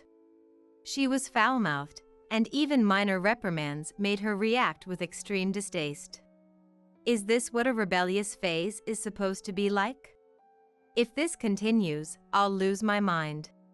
Lately, Lisa's attitude had been particularly terrible. She looked at me like I was something disgusting. When was the last time I saw her smile? I had talked to friends about my distress, but their kids had already passed through their rebellious phases and didn't seem as bad. But a rebellious phase will end eventually, right? I told myself that. I wanted to get along like we used to. Hoping for that, I waited for time to heal things. However, my relationship with Lisa never improved, and the days just passed by. In fact, the situation only got worse. Lisa, you took money from my wallet again, didn't you? Even if we're family, that's theft. Enough is enough. Shut up, old hag! My allowance is too small. You're my mom, so you should give me what I want. I'm giving you enough. What are you spending it on? If you explain, I might agree to give you more. I understood that for a high schooler like Lisa, now was the most fun time for hanging out and dressing up. I didn't intend to spoil her, but if she gave me a good reason, I wouldn't just refuse outright. But Lisa stubbornly refused to tell me why. There's no way you'd understand, old hag. Stop prying, it feels like you're suffocating me. It's like I drew the short straw in the parent lottery. Toxic mom. I care about you, Lisa, and I've tried to raise you well. Hearing that makes me sad. If you care, then stop nagging about money. Dad would be more generous. But thanks to someone, I only see him once a month. And I don't care if you're sad. Just give me the money. Even when I tried to talk seriously, she would mock me with a light-hearted laugh, making any real conversation impossible. It's your fault I need so much money. Do you know how hard it is to deal with this face? The parts one hate the most look just like you. My eyes are too small. I wanted big, bright ones. I think your face is cute, Lisa. I understand makeup is important, but... Are you blind? Sure, I'm way cuter than you, but seriously, have you looked in a mirror lately? No wonder Dad left you. Lisa's words never stopped belittling me. She kept finding new ways to put me down. Every day, it was something like this. Eventually, I started wishing Lisa would move out. She was my dear daughter, but the cruel words she hurled at me daily were terrifying. What scared me most was how much she seemed to enjoy it. After graduating college, Lisa finally moved out. She got a job in the neighboring state and started living on her own. I was more relieved than worried, feeling safe from her accusations and insults. It bothered me that she never contacted me, but reaching out might upset her again. No news was probably a sign that she was doing well. I forced myself to believe that. But one day, something unexpected happened. Lisa suddenly showed up at the house, with an unfamiliar man by her side. I was confused, but Lisa smiled proudly. Isn't he handsome? This is my boyfriend, Michael. Oh. He's lovely.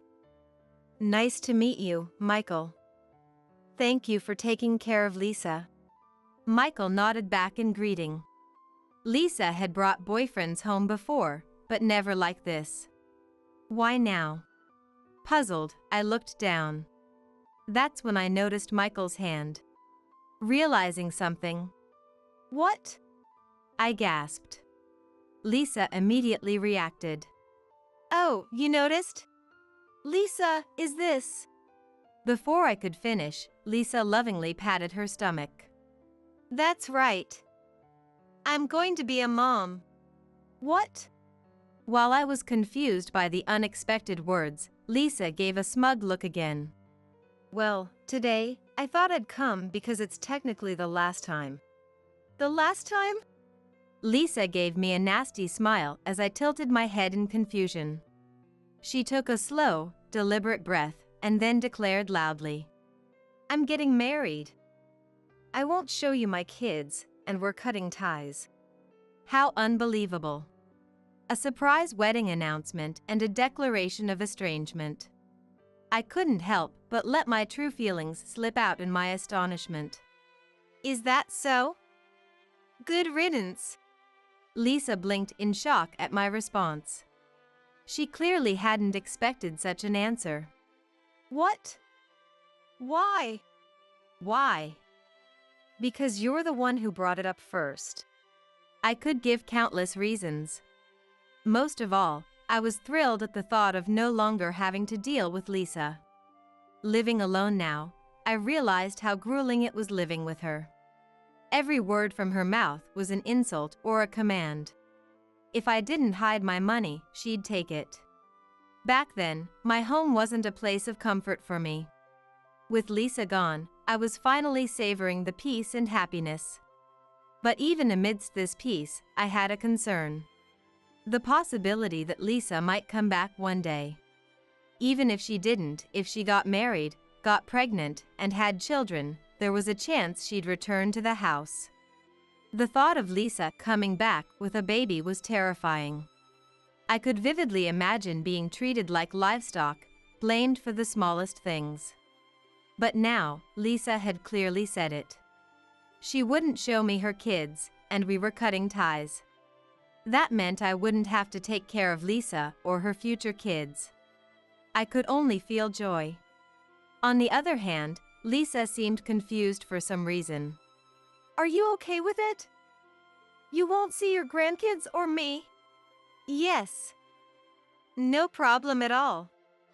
Should I write a written pledge? Or maybe we should leave a notarized document? My cheerful response made Lisa's face turn red. Her expression was just like Joshua's. Joshua looked the same way when I demanded a divorce, and he started yelling defiantly. Are you really okay with this? I'm your only daughter. If you cut ties with me, you'll never hold your grandkids. Yes, no problem. Your cousin Nancy had a baby last month, so I'll consider Nancy's child as my grandkid. I'll support and cherish them. Lisa looked like she wanted to say something, but finally. Fine. Whatever.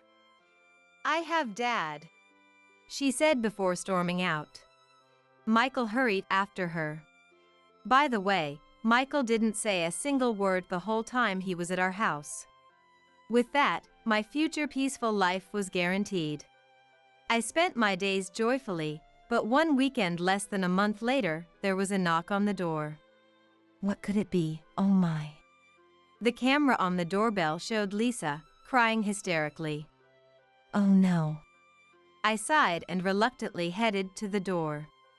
Long time no see, Lisa. Mom. Lisa tried to jump into my arms, but I avoided her. She stumbled into the door and looked at me resentfully. Then she began to speak immediately. Listen, Mom. Something terrible has happened. Something terrible? I tilted my head, and Lisa nodded. Seeing that, I muttered. Did his wife find out about the affair? The his being Michael from the other day. Mom, did you know he was married? No, I just thought it might be possible. When the two came to greet us, my eyes immediately caught sight of a silver ring on Michael's left ring finger. It was, unmistakably, a wedding ring. For a moment, I thought it might be a matching ring with Lisa, but at that time, Lisa's finger was bare. Knowing Lisa's personality, if she had a ring too, she would have boasted about it to me first. Which meant that only Michael had a ring. Lisa, did you know? That he was married. I knew. But he told me things weren't going well with his wife and that they were getting divorced. But now, how did it come to this? This? What happened? I asked, not out of concern but curiosity, and Lisa began talking as if she had been waiting for this moment. I just want to be happy with Michael. But that woman, Michael's wife, she's saying she'll sue me. If her husband was cheating, it's no surprise she'd want to sue. As someone who was once cheated on, I wanted to fully support Michael's wife. Maybe because I didn't take Lisa's side, she puffed her cheeks in obvious annoyance. She continued, sulking. Well, now she's saying she might consider settling out of court. Oh, that's good news. The best thing to do is to pay the money and sincerely apologize. But, you see, I don't have any money. Lisa looked at me with upturned eyes. I realized. This girl came here to ask me for money. Otherwise, she wouldn't have bothered visiting me. Understanding Lisa's true intention, I smiled at her. Lisa looked at me with hopeful eyes. Money shouldn't be an issue, right? You could ask your proud dad for it? Besides, isn't he about to retire just like me? He'll get a retirement bonus. Suddenly, Lisa couldn't hold back anymore and began to shout, talking quickly. I did. I already consulted Dad. I explained everything. But listen, Dad lied. Not only is there no retirement bonus, but he's also unemployed. He hasn't worked in years. If he had money, he would want it for himself. I figured it was something like that. He's always put himself first. But didn't Dad used to work at a big company? Mom spent all the money freely, that's why they divorced. Dad told you that? Lisa nodded. It's all lies. The reason for the divorce was completely different. No way! I heard you were so awful. Dad was saved by another woman. They loved each other, and that's why they got divorced. I didn't know at what age he told her this, but what a thing to fill a child's head with. I scratched my head at Joshua's stupidity. So, why is he still single if he loved that person so much? Lisa looked up at my words. And no matter the circumstances, isn't it against the rules to love someone else when you're already married? This was directed at Lisa herself. If she hadn't known he was married, it would be different, but from the way she spoke earlier, it seemed she knew and still dated him. I couldn't help but point out that it was wrong. Generally, that's true. But for me and Dad, it was just that the timing was wrong. If Michael had met me before that woman, then... Lisa's eyes darted around. Even while defending herself, she seemed to have some awareness of her wrongdoing. Is the reason you've been so hostile and critical towards me because of that person? Has she been saying things to you? Lisa remained silent, not answering. I looked at her abdomen and pointed out. The pregnancy is a lie too, isn't it? Huh? I could faintly smell alcohol on Lisa. Even if it's Lisa, if she were really pregnant, she wouldn't be drinking alcohol. How did you know? Michael didn't notice. Did you tell Michael that you're not pregnant? Of course not. Michael and his current wife aren't getting along because they can't have children. So he was overjoyed when I told him I was pregnant. If he finds out it was a lie, we might break up. I held my head in my hands at her response. Lisa had been using a fictitious child as a bargaining chip in her marriage. She was using it to take Michael away from his wife. It's a relief you're not really pregnant. You can't raise a child. What? How dare you? Just settle out of court. Pay the compensation in installments if you have to. It's the best you can do. As I tried to close the door, Lisa's face turned pale, and she hurriedly held it open. Wait a minute. We're not done talking. Installments? Do you know how long that would take? Who knows? But you're still young. If you try hard enough, you'll manage. Don't close the door. Are you even a mother? Hey! We're not done here. Hey! Her desperate knocking echoed around. Even though she did that, I had no intention of going out. Lisa continued to shout for a while, but eventually gave up and left. The next day, she unexpectedly returned with someone. It was Joshua. Long time no see. Joshua stood arrogantly with his arms crossed, and Lisa, with a sly grin, hid behind him. This smelled like trouble. I wanted to turn them away, but I knew they wouldn't leave quietly. I had no choice but to face them. Today, I had to settle this. To avoid a scene at the front door, I moved to a nearby cafe. As soon as we sat down, Joshua began speaking without even looking at the menu. Hey, I heard from Lisa. That's awful. You have your severance pay, don't you? You should have enough. Ignoring his lies, he aimed to pressure me into giving them money. Would you give up your hard-earned rewards for strangers? What are you talking about? Of course not. Lisa is your daughter, not a stranger. Are you even a mother? She was the one who declared the estrangement.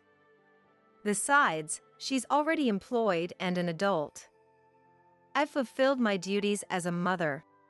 No matter how much she insulted or mistreated me, I endured it until she became an adult and graduated from college. And you forgot, didn't you? You still haven't paid the overdue compensation and child support. You ignore my calls about that, but you reach out when you need something. What? That's... He was clearly flustered. So focused on my money, he had forgotten his own debts. I was willing to give up on contacting you because I didn't want to deal with you. But if you're coming to me, I'll pursue the compensation to the ends of the earth. So, Beside the bewildered Joshua, Lisa couldn't wait and shouted. Dad! You said you'd handle this. Why are you losing to Mom? I see, Joshua had come because Lisa pleaded with him. Mom was right. Dad, you're useless. I hadn't said anything that harsh. Hey! I was just tricked by Dad. You get it, right? I'm the victim here. Ever since I graduated middle school, it's been nothing but bad-mouthing Mom. Dad is the worst. The other day, I just slipped up about the estrangement. Let's get along as a family again. I'm your precious daughter, right? She was acting like the heroine of a tragedy. I don't feel the slightest bit guilty. If I had known this would happen, I should have refused all visits back then. You wanted to meet him, so I thought I was being selfish by tying you down. What? What do you mean? You're just like him. Always blaming others, never reflecting, always making excuses that it's not your fault. I thought I had raised Lisa with love every day, but she ended up being just like Joshua, who only visits once a month. And to think she had an affair with a married man. Blood is thicker than water, they say. I truly regret it. I shouldn't have let you meet him. If I hadn't, I wouldn't care so little about my daughter now. Mom! When we see each other every day, you say terrible things. No thanks, no apologies. How can I think of you as a precious daughter after years of such living? Lisa seemed to search for excuses, but apparently couldn't find any. She just stared at me with her mouth moving. You were unconditionally cute when you were little, but without consideration or gratitude, there's no such thing as unconditional love forever. But you're my mom, right? Even looking at Lisa, whose mouth was twitching as she asked, I felt nothing. I really don't care about you anymore. I'm sorry. And from now on, we're strangers, so stop contacting me or visiting. It's a nuisance. I looked coldly at the two sitting across from me. I'm telling both of you. If you do this again, I'll call the police without hesitation. Don't ever show up in front of me again. I don't want to hear your voice or see your face. That's it. When I stood up from the cafe seat, the two of them were staring blankly with pale faces, showing the same expression. I headed straight to the real estate agent. Although I said that, they might visit again. In that case, I have to go somewhere they can't find me. I hope I find a good apartment. Moving is a hassle, but I walked away feeling refreshed. After that, I successfully moved. The new place is a small studio apartment, but it's newly built, so it's very clean and comfortable. Of course, I haven't told Joshua or Lisa the address. I even thought about blocking their numbers, but decided against it. I need to leave an escape route, just in case they do something unpredictable. By the way, the aftermath was left on my voicemail. First, Lisa's affair partner apparently got divorced. Lisa was. Now Michael is mine. Rejoicing, but he stopped contacting her. It seems he couldn't forgive the fake pregnancy lie. Lisa is being sued for damages by his wife and is paying it off little by little. When she tried to ignore it, they almost showed up at her workplace.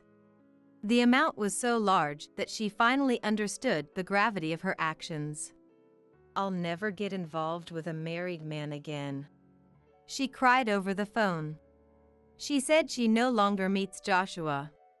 After that conversation, the two had a big fight. Being both selfish, they couldn't reconcile and broke up in a fight. Joshua also left a voicemail on another day. I'm out of money, getting old, and no one cares about me. Lisa ignores me too. I'm all alone and lonely. I wish I could be with you again. I want to spend time with you once more. Basically, he wanted to get back together. Hearing that, I was horrified and deleted it immediately. How dare he say that after looking down on me so much? Joshua is apparently getting by with part-time day jobs, but I wonder how he manages to live on that. I'm finally enjoying living alone after a long time. Thanks to a life without being insulted or belittled by anyone, I'm mentally and physically healthy. I put all my retirement money into savings and investments. It was more than I expected, so I'm happy. I'm enjoying every day now, but I'm thinking of finding a hobby next. A hobby after turning 60, there seems to be a lot to find, and I'm very excited about it. At 22, I made a foolish mistake and married a man with a habit of cheating. It's been 10 years since the divorce. I received a wedding invitation from a colleague, and to my surprise, my ex-husband's name was on it. I thought he'd be happily marrying a younger woman, but instead, a disastrous wedding awaited him. I'm Cassie. I'm 35 years old and work for a small cosmetics company. It's not a big firm, just a small company with about 15 female employees. Back in the day, when I was struggling with skin problems, I tried their products and saw a dramatic improvement. When I saw their job posting online, I felt I had to work there. The worst thing for your skin is stress. Gossiping among employees is forbidden. If you have any concerns, come to me. I'm also open to giving life advice, said our female boss, who has incredibly beautiful skin for someone in her 50s. My job is to listen to my employees. True to her word, she has repeatedly helped employees blow off steam with her remarkable solutions. As a result, the company's turnover rate is very low. I've been with the company for 10 years now and am considered a veteran employee. Cassie, you have a divorce in your past, right? Ashley, a second-year employee, asked me. She's currently in that blissful period where she's excited about getting married. Can you share your experiences? What was he like? Why did you get divorced? It was a pretty personal question, but in an all-female workplace, we often share our private lives, so everyone already knows I'm divorced. Well, he was a handsome guy who hid his shallowness with a good hairstyle and fashion. The reason for the divorce? His infidelity. It's a common story, right? How old were you when you got married? I was the same age as you, 22. It was a youthful mistake. Really? Am I rushing into things too? But he's mature and so handsome. It's common to fall for looks when you're young, and I was no different. My ex-husband Jody was the lead singer of a band. They never made it big or had the talent for a major debut. They barely attracted enough crowd for solo shows, usually sharing the stage with 2 or 3 other bands at local clubs. They mostly played covers of well-known songs.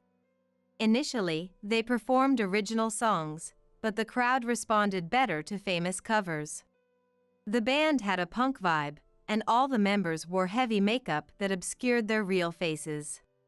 Jody was the most handsome in the band. He sang well and had a great sense of humor, which made him popular. Over time, their fan base grew, and they started playing more original songs, eventually doing solo shows. Granted, these were still in small clubs. I was just over 20 when I fell in love with him. He was 22, 2 years older than me, and unemployed. "If I get a regular job, I won't be able to focus on the band," he used to say, and I found that appealing. Looking back, it made sense that my parents opposed the marriage, but the more they opposed, the more determined I was. Love really is blind. To make matters worse, he had multiple admirers. Even though they were just an amateur band, they had about 5 devoted fans who followed them everywhere.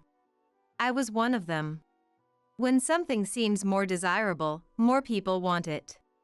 I didn't want to lose out to other girls and tried hard to be the one Jody would choose. I went all out with makeup and fashion, often looking ridiculous. Even now, looking at photos from that time, I'm embarrassed by my over-the-top style. It's a part of my past I'd rather forget. But I keep the photos as a reminder of my foolishness. In the end, my painful efforts paid off, and I won Jody's favor. I think he noticed me because I was more feminine than the other girls. At the bar after a show, I took care of everyone and helped out when the band members were drunk. "I'd like to marry someone like Cassie. Why don't we just get married?" When he said that, I was thrilled inside. We got married when I was 22 and he was 24. Of course, there was no wedding, reception, or honeymoon. I was working as a clerk in a small company on the outskirts of Boston. My salary wasn't great. Jody remained unemployed, and our monthly income was around $15,000. We lived in a small apartment in New Hampshire, next to Boston, with a $600 rent. At first, I thought Jody was from Boston, but it turned out he was from New Hampshire. And so were our families. I moved into his apartment, and that's how our married life began. The apartment, where Jody had lived alone for years, was filthy. I ended up spending my weekends cleaning. He worked mostly as a waiter at live music venues, often staying out late. Since I had a regular 9-to-5 job, we rarely saw each other. Even on weekends, he would go out for band meetings or practice at rented studios while I cleaned. After living together, I discovered that he had a thick beard in the morning, and without makeup, his face looked pale and ordinary. He also had smelly feet. It didn't take long for my foolish dreams to shatter. But that wasn't why I decided to divorce. Jody, who believed he was very popular with women, continued dating other women even after we got married. Before we married, there were 5 women, including me, who were infatuated with him. I knew he had been involved with at least 3 of them. When he asked me, "Would you be okay if I dated other women even after we got married?" I foolishly replied, "As long as you always come back to me." Looking back, I want to slap my younger self. Our marriage only lasted a year and a half. The turning point came when one of Jody's band members announced he was quitting the band to return home and take over the family business. He did all the songwriting and composing, so the band's future looks bleak. We might have to disband. At 24, Jody's dreams of making it big in the music industry seemed increasingly unrealistic, and I reluctantly accepted it. However, Jody's next words left me stunned. "I might go back home and take over the family pumpkin farm. Will you come with me?" That was the moment I decided to divorce him. I knew his family had a renowned pumpkin farm in New Hampshire, but with 2 unmarried sisters, parents, and grandparents still there, I selfishly didn't want to move. I couldn't imagine spending my life struggling with an unfaithful man like Jody. But I couldn't say that out loud. So I, ever the hypocrite, said, "I'm sorry, I loved the dream chasing you." And divorced him with words that still make me cringe. I despised myself and my foolishness, and my parents and brother were quick to say, "I told you so." The stress of that time took a toll on my skin, further deepening my depression. That's when I discovered the cosmetics from my current company. Now, it's something I laugh about over dinner, but back then, it was truly devastating.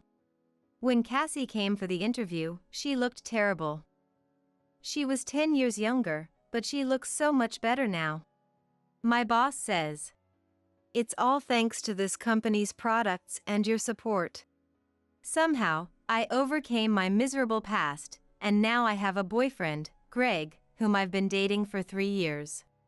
He laughed off my embarrassing and pathetic history with, "Everyone has a past." And he's 38, works at City Hall. He is calm and kind, a book lover with a great sense of humor. He's the complete opposite of my ex-husband, Jody. Ashley, who is getting married in 2 months, handed me an invitation. "Please let me know if you can attend." It seems she's inviting everyone from the office.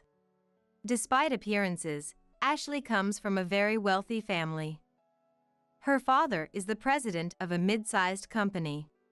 His family is huge, so to balance out the numbers, most of the guests are my dad's associates. I'd be grateful just for your presence, so don't worry about gifts. We can pool together as a company. I thought, the rich really are different. In the end, we decided that everyone but the boss would contribute to a group gift. When I looked at the invitation, a familiar name was printed on it. This can't be the same name as my ex-husband, but no way. But Jody wasn't a common name like John Smith. Hey, Ashley, you mentioned he's older. How old is he? He's 37, but he doesn't look it at all. My parents initially opposed due to the age difference, but they loved him when they met him. 37, same age as my ex-husband. No, it can't be. What does he do? He's an entrepreneur. He deals with imported goods and often travels abroad. But as an only child, my dad wants him to take over the family business. That's not enough to confirm. Do you have a picture? Sure, here's a nice photo of us. The picture was undeniably a slightly older Jody. Ashley, I have tell you that's my ex-husband. The band guy who cheated a lot? Yes, he's aged a bit, but that's him. What a coincidence. But that's all in the past. Now, he's devoted to me. Yes, you're right. People change. I've changed a lot, so Jody must have too. Sorry for bringing it up. No worries. Please come to the wedding. You've been such a great mentor to me. Of course, I'd love to celebrate with you. Yes, people do change. He must have changed too. I decided to believe that and thought I'd warn him not to make my dear Ashley cry. 10 days later, Ashley rushed up to me as soon as I walked into the office. Cassie, you won't believe this. She almost jumped at me in her excitement. I hired a detective to check on Jody after we talked. It turns out his entrepreneur story was a lie. He had no steady job and had been living off women in a marriage scam. After we divorced, he went back to New Hampshire, but had no intention of taking over the farm. His married sister and her husband eventually kicked him out, and he returned to Boston, drifting from bar to bar, conning women. He always was smooth-talking. He must have honed his skills over the past decade. I can't believe I was deceived. Ashley seemed downcast. It's not uncommon for young women to be attracted to older men. Perhaps it's their calm demeanor and experience that young men lack. Jody was experienced in dealing with women. It might have been easy for him to captivate someone as young as her. At least you found out before the wedding. You're canceling it, right? But the invitations are already sent, the dress is ordered, and if we cancel now, there'll be a 40% cancellation fee. And I want to wear the dress. I understood her feelings, but it was absurd to get married just for that. Then why not postpone the legal marriage? Go through with the ceremony and reception, wear the dress, and then announce to everyone that the marriage is off. I said this, thinking it would make her reconsider. But she took it seriously. That's a good idea. My parents will be mad, but it's better than their daughter being unhappy. Plus, I don't want to pay the cancellation fee or send out notices to everyone. It's easier to tell them in person. I don't think it's as simple as it's fine. Is this how young people think nowadays? Or maybe Ashley is just unique. Let's teach that jerk a lesson too. Wait a minute, why is this about me? He is the only one at fault here. Ashley seemed to have bounced back. I was impressed by her resilience. On the wedding day, I arrived at the reception with mixed feelings of curiosity and anxiety. How would Ashley face the ceremony? What expression would she wear as she vowed eternal love before God? While waiting in the lobby with the boss and colleagues, I noticed the groom chatting with what appeared to be his family. He looked hardly aged, still holding on to his good looks. I couldn't help but stare. Noticing me, Jody walked over. "Wait, Cassie, is that you? What are you doing here?"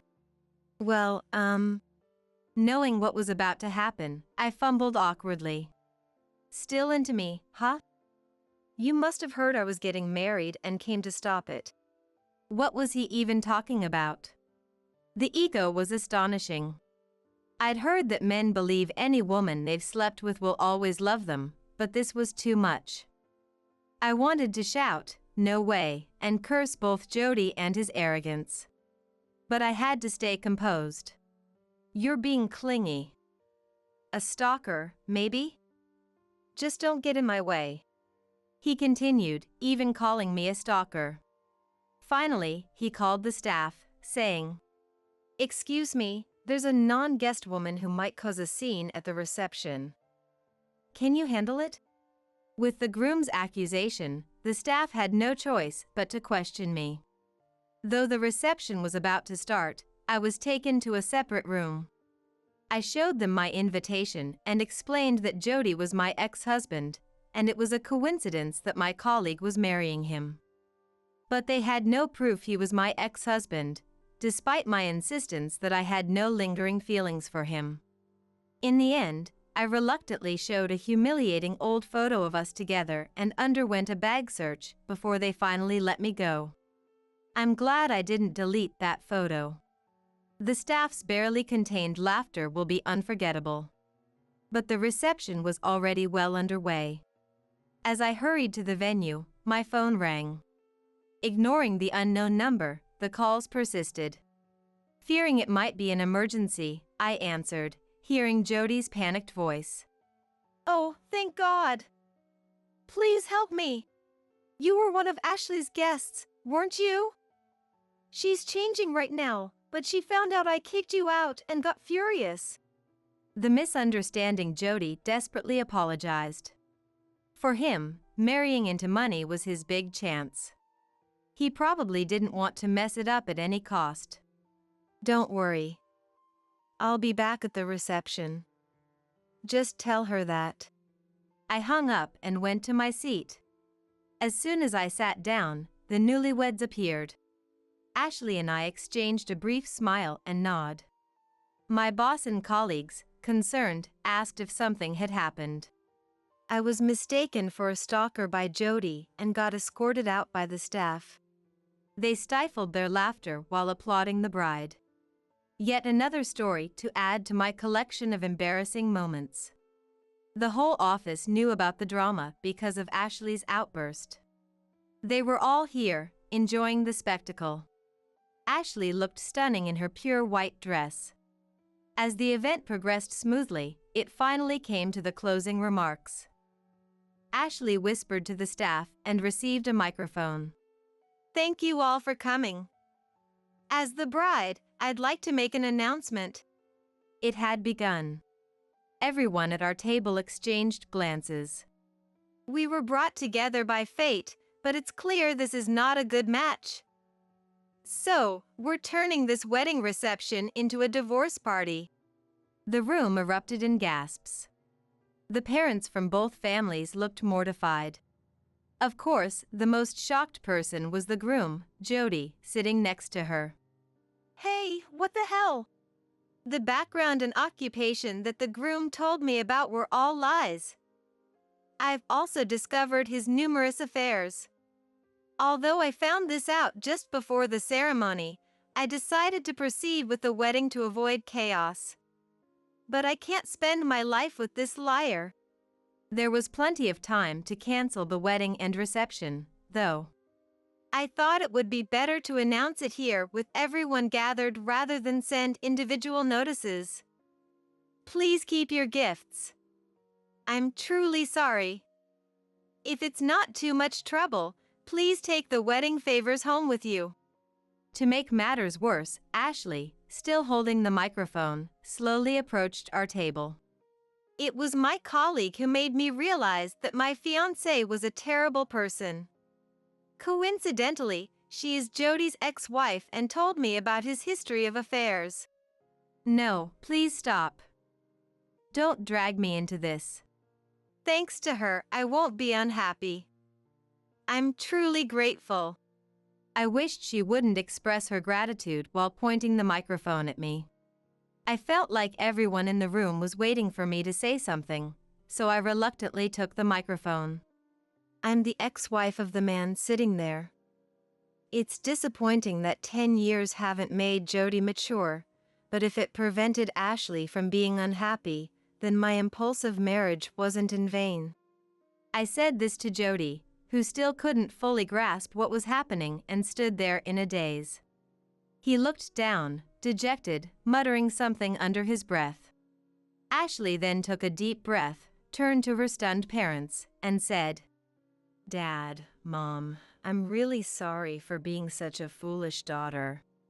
Tears streamed down her cheeks. The parents can't be mad at her now. The boss whispered softly next to me. I thought she was truly remarkable. It seemed better for Ashley to take over the family business than any husband.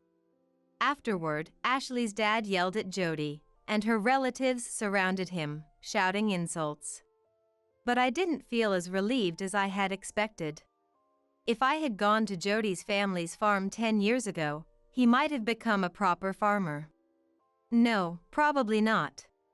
Jody was a fool, but so was I. I felt like my youthful folly was being dug up, making me a bit down. We were supposed to be enjoying ourselves on a tropical island by now, Ashley said during lunch break. She canceled the honeymoon since going alone didn't make sense, and came to work the next day, eating leftover wedding favors cookies. How carefree. I still hadn't recovered from yesterday's shock. Cassie, please have some too. There's plenty. No, Ashley, looking at her smartphone, suddenly screamed. Cassie, look at this. It's yesterday's reception. Someone had uploaded a video taken at the reception to social media, and it was getting a lot of views. Though faces were blurred, the posts from attendees revealed Ashley and our company, making us quite famous. Once things calm down, I'll give Ashley a company award. Cassie, you'll get something too, the boss said, delightedly. Boss, please make it something consumable, so I don't get reminded of this every time I see it, I said with a wry smile. Got it. How about a fancy Chinese dinner for two? He said, making an okay sign with his hand. As for Jody, his family disowned him, and he was ridiculed by those around him. He had racked up a lot of debt for the grand wedding, aiming for a rich partner, and faced harsh days trying to repay it. Apparently, an older woman who had been with Jody before Ashley forgave him and accepted him, and they got married. She's over a decade older than me and more like a mom, but I've resigned myself to it. We're going to pay off the debt together. I probably won't cheat anymore. Well, be happy. I truly meant it. If foolish him could be forgiven, maybe I could be forgiven too. The last resort for a handsome man is marrying someone like a mom, Greg said while eating the fancy Chinese meal the boss gifted us. Not a handsome man, just a terrible guy. Oh, I don't want to hear about weddings or receptions for a while. Even your own? Yes, it would remind me of that reception and make me feel weird. Cassie, sometimes you're really dense. What? Did I do something? I was trying to propose just now. Really? I didn't get that at all. Sometimes you're not clear enough. Oh, sorry. I'll say it again. Will you marry me? Greg knelt down as he said it. There wasn't the youthful impulsiveness, but I felt I could walk hand in hand with this person. Let's skip the wedding and reception.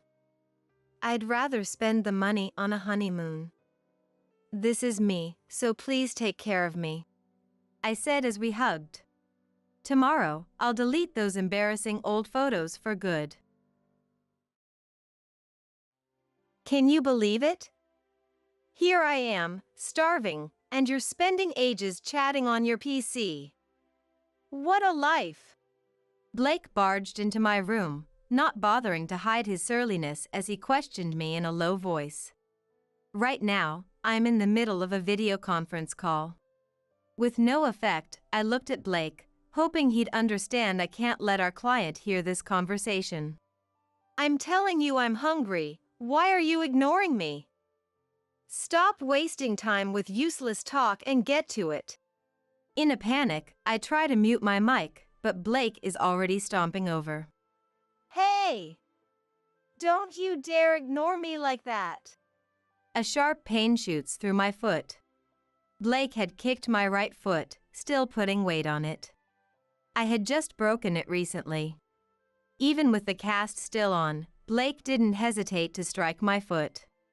With a face twisted in distaste, he points toward the kitchen. The one who finally spoke to Blake, who only cared about his own meal, was me. My name is Samantha. I work as a company employee. I met Blake through work when I was 26 and we started dating. He was 10 years my senior, but I was drawn to his mature, calm demeanor and his kind nature. During our relationship, Blake was always gentle. We hardly ever argued. Without any major issues, we got married after 2 years of dating. On our wedding day, I felt what could only be described as the happiest moment of my life. But the very next day, Blake's attitude changed completely. I had to work late, so I rushed home after a quick stop at the supermarket. Blake had already returned and was relaxing on the sofa, watching TV. I'm home. Oh, you're back already, Blake. I got groceries, so I'll start cooking right away. As I greeted him, he turned to me with an annoyed expression. You're late. You're starting now? I'm starving over here. Hurry it up. I was stunned. This was nothing like the Blake I knew. We had been living together even before marriage, and on days when I had to work late and Blake got home early, he would naturally prepare dinner.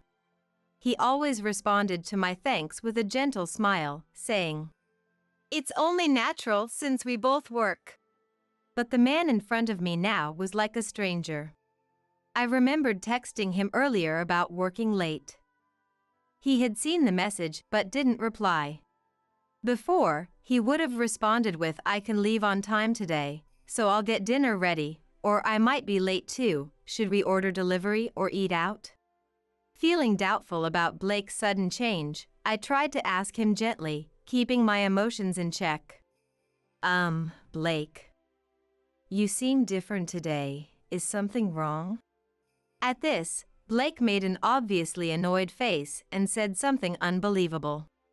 Now that we're married, I don't need to be nice to you anymore. What? I was dumbfounded and couldn't comprehend his words. Seeing me like this, Blake burst out laughing. That's right. I was nice before because we weren't married yet. But now that we're married, you're mine. From today, you're my slave. That's decided. What are you talking about? I was utterly shocked by Blake's words. Oh, and you haven't done the laundry or cleaning yet. Of course, you should do all of that. And make dinner within 20 minutes. Hey, don't just stand there, get moving. Shouting this, Blake turned back to the TV, ignoring me completely. With my head in a whirl, I somehow managed to do the housework. I was hungry after work too, so I tried to calm down while cooking. But he complained about my cooking, saying it was bland and awful. When I ran the washing machine, he got angry about how I folded the clothes. When I finally got a moment to rest, he demanded a massage from me. Exhausted in body and spirit, I couldn't refuse his domineering attitude and did as he ordered. Rather than anger at his terrible behavior, I was more bewildered by his drastic change. Even while I massaged him, he complained. You're too weak. Clumsy. The next day, and the day after, Blake treated me like a slave. I hoped he might return to the kind Blake I knew, but there was no sign of that. Unable to bear Blake's treatment any longer, I naturally considered divorce. However, my parents had died in an accident when I started working, and I had no other relatives to rely on. I had sold my family home when we got married. We didn't have a wedding, but we had spent a significant amount on the move and appliances. If I left right now, I'd have to live in a hotel until I found a place, and I had no idea how much it would cost. So, I decided to secretly prepare for divorce, planning to confront him once I had a new place to live. Even then, Blake continued to hurl abuse at me daily. No matter what I did, he yelled at me, always saying, "I'm getting an inferior wife, it's for your sake." But all I felt was disgust. Once, when Blake came home late without any contact, I had already eaten dinner and taken a shower. He said upon returning, "Why did you eat without me? A woman should wait for her man. Samantha, you're really the worst wife." He hurled various sarcastic remarks at me. His cruel words almost made me explode, but I desperately held back, planning to leave as soon as I was ready. Just until I find a new place, I kept telling myself like a mantra. That was the situation for a while. That day, from the morning, I was met with Blake's yelling. "Hey! This shirt is wrinkled. Can't you even iron properly?" I had fallen asleep exhausted, forgetting to iron. Hating myself for letting Blake get the better of me, I quickly ironed the shirt and prepared to go to work. When I opened the front door, it was raining outside. Our apartment is on the second floor, so I used the stairs. That day, as I walked the familiar path, I slipped and fell on the wet stairs.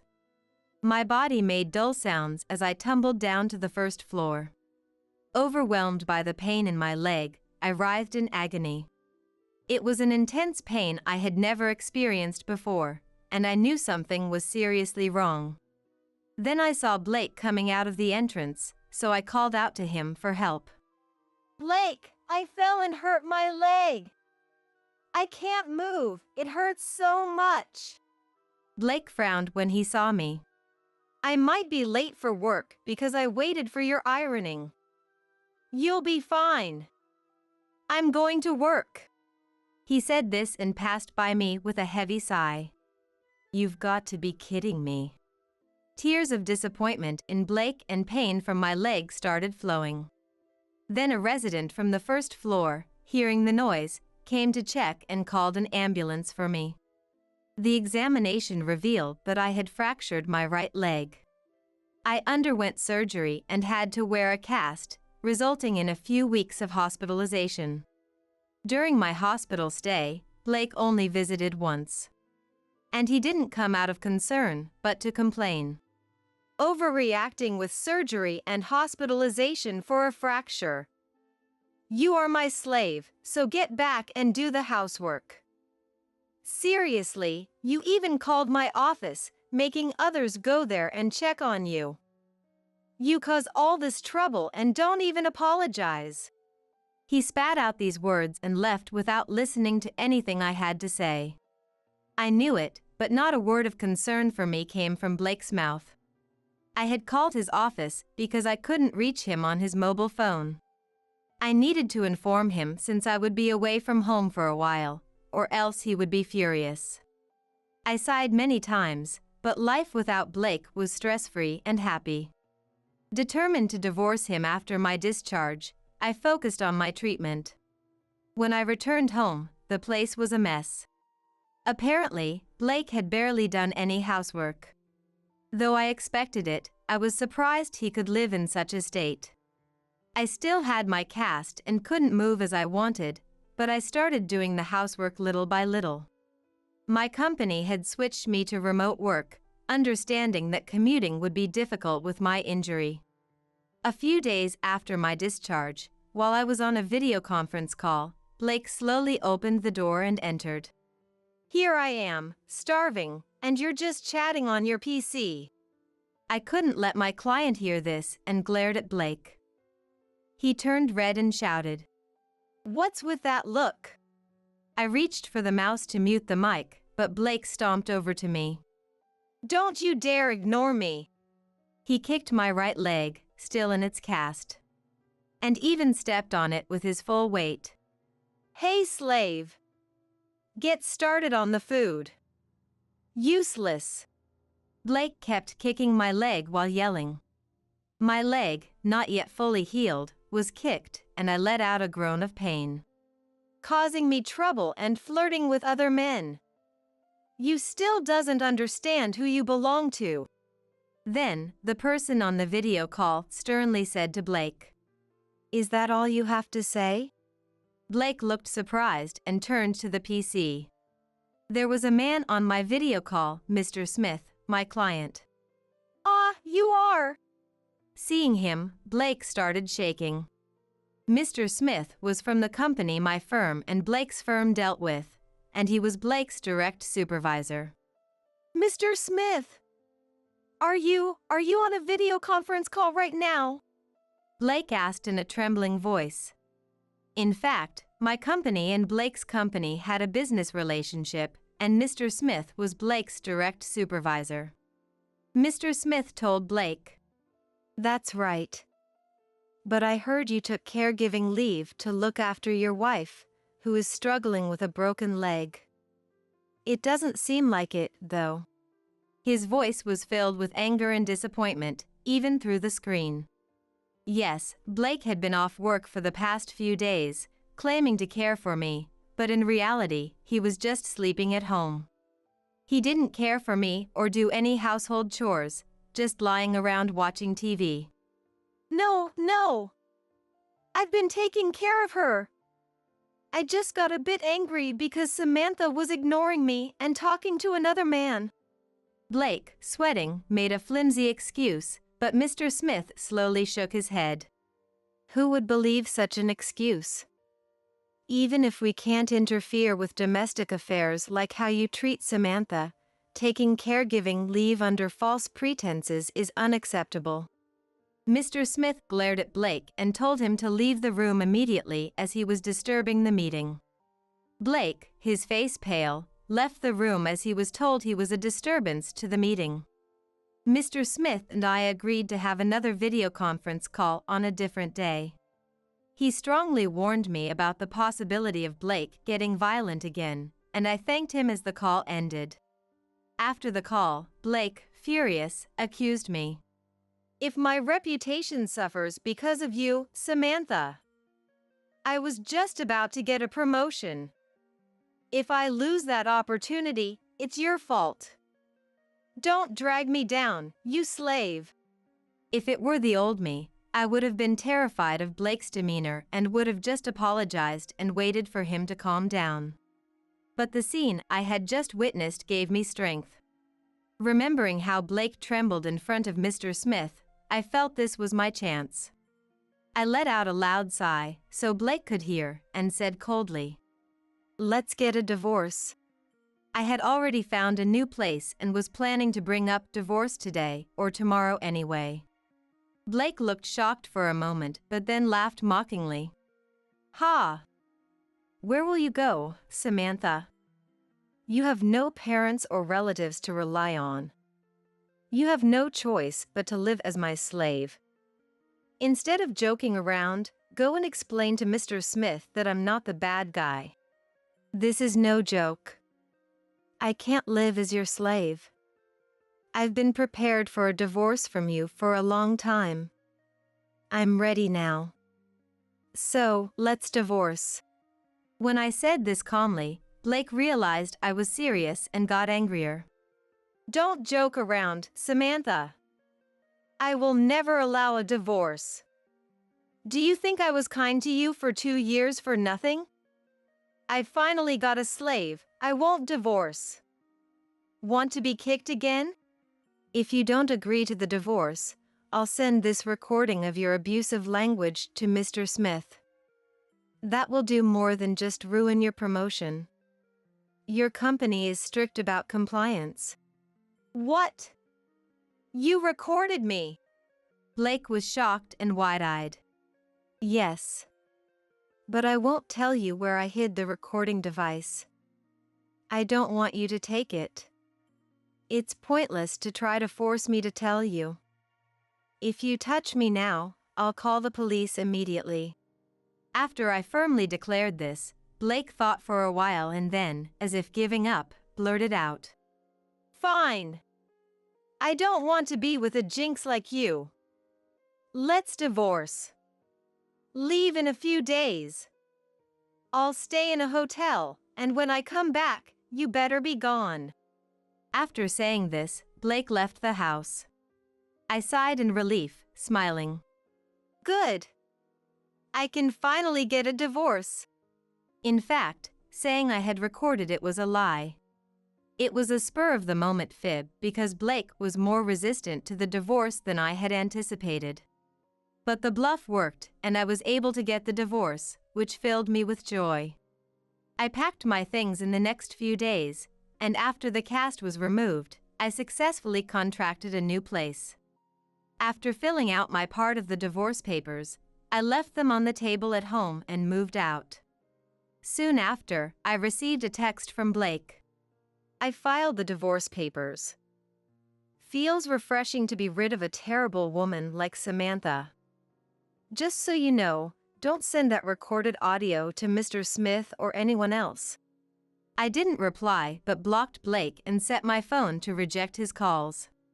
And so, my short marriage with Blake came to an end. Blake probably just wanted a slave who would do everything he wanted. What does he think people are?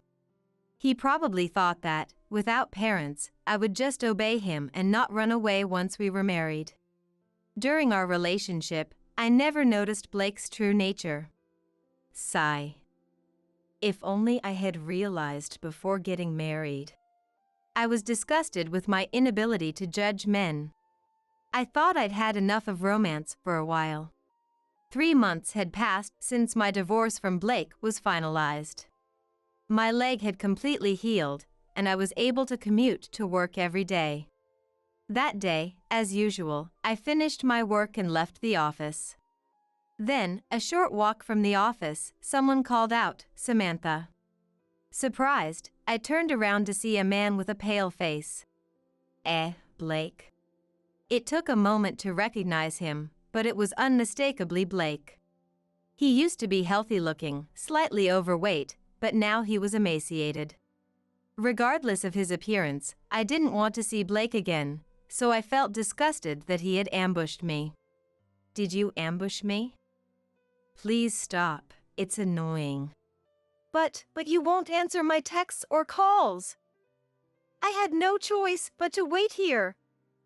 I don't even know where you live now. I just wanted to see you so badly. Blake's voice was different from before, lacking energy and sounding weak. So, what do you want? You must have an important reason to see me like this. I have nothing to do with you, though.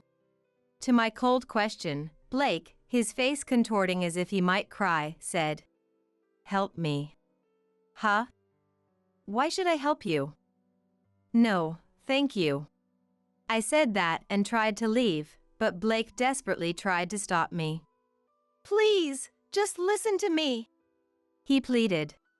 I had no intention of listening and walked away, but Blake started talking on his own. You know, after we divorced, I remarried a young woman named Madison. Apparently, after our divorce, Blake's promotion fell through, and he met Madison, a woman in her 20s, while drinking at a pub. Madison was incredibly cute, and they quickly started dating and got married within a month. But after we married, Madison changed.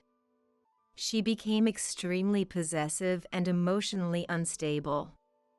If I try to instruct her, she cries hysterically. I can't handle her. Blake, with a vacant look in his eyes, continued. To that, I couldn't help but smile and say, "Oh, changing after marriage, just like you. A match made in heaven. I'm glad you found a suitable wife." It's not good at all. She's constantly texting and calling me, even at work. If I don't reply or answer, she cries and gets angry, and then suspects me of cheating. She even showed up at my workplace. Even as he spoke, Blake's mobile phone kept ringing. You know, I thought Madison would be just like you, always obedient. Madison also said she was estranged from her parents. But what a mistake! I can't live with such a hysterical woman. Blake intended to make Madison his slave too. I felt nothing but contempt for Blake's incorrigible nature. Blake, your way of thinking is despicable. What do you think women are? You've gotten your just deserts. That's karma for you. Is that all? I'm leaving now. Wait a minute. I realize now that I prefer an obedient woman like you. Let's get back together. I can't live without you, Samantha. Anger rose in me at Blake's delusional words. Don't be ridiculous. I stayed with you only while I prepared for a new place and moving expenses. I just avoided provoking you to not get hit or suspected. I never considered myself your slave. Who would ever reconcile with someone like you? As I shouted this, a woman came running towards us saying, Found you. Blake's face froze upon seeing her. Madison. It seemed this woman was the notorious Madison. She was indeed cute, but her eyes were bloodshot. Blake. Why aren't you answering my calls? I always tell you to answer immediately. She screamed in a shrill voice. How did you know I was here? Blake asked, trembling. I put a GPS in your mobile phone, so I always know where you are. Madison replied nonchalantly. When did you? Hey, when did you put a GPS in my phone? Ignoring Blake's pale-faced questioning, Madison glared at me. Who are you? What are you to Blake? As I hesitated about how to respond, Madison pressed Blake. Are you cheating? Are you cheating on me? Answer me. Blake looked at me pleadingly, but I had an idea. Actually, this man was hitting on me, and I was troubled. Blake looked shocked at my words, but it was a mild revenge for what he had done. What? Blake, what are you doing? Madison's anger intensified and she menacingly approached Blake. Blake tried desperately to explain. No, it's a misunderstanding. I wasn't hitting on her. But Madison wouldn't listen. Then, Madison snatched the mobile phone from Blake's jeans pocket and quickly reset it. All data was erased, and Blake, in a voice of despair, said, No way! That phone had all my contacts for work. You're the one at fault for hitting on her. No more allowance for you, Madison shouted, pulling a stunned Blake away from the scene. After that, Blake became famous at his company for frequent suspicion-filled calls from Madison and her occasional intrusion, being stopped by security. Tired from his marriage, his work performance suffered, and he was eventually demoted, as I heard from Mr. Smith, Blake's boss. Even in his new position, the frequent calls from Madison continued, making Blake's new environment uncomfortable. Meanwhile, I was approached about a promotion to section chief after a project I proposed at work received good feedback. Although I was tired of love, I was recently invited to dinner by the hospital director where I did my rehab. I don't know if it'll lead to a romance, but I want to carefully judge this time and seize my happiness.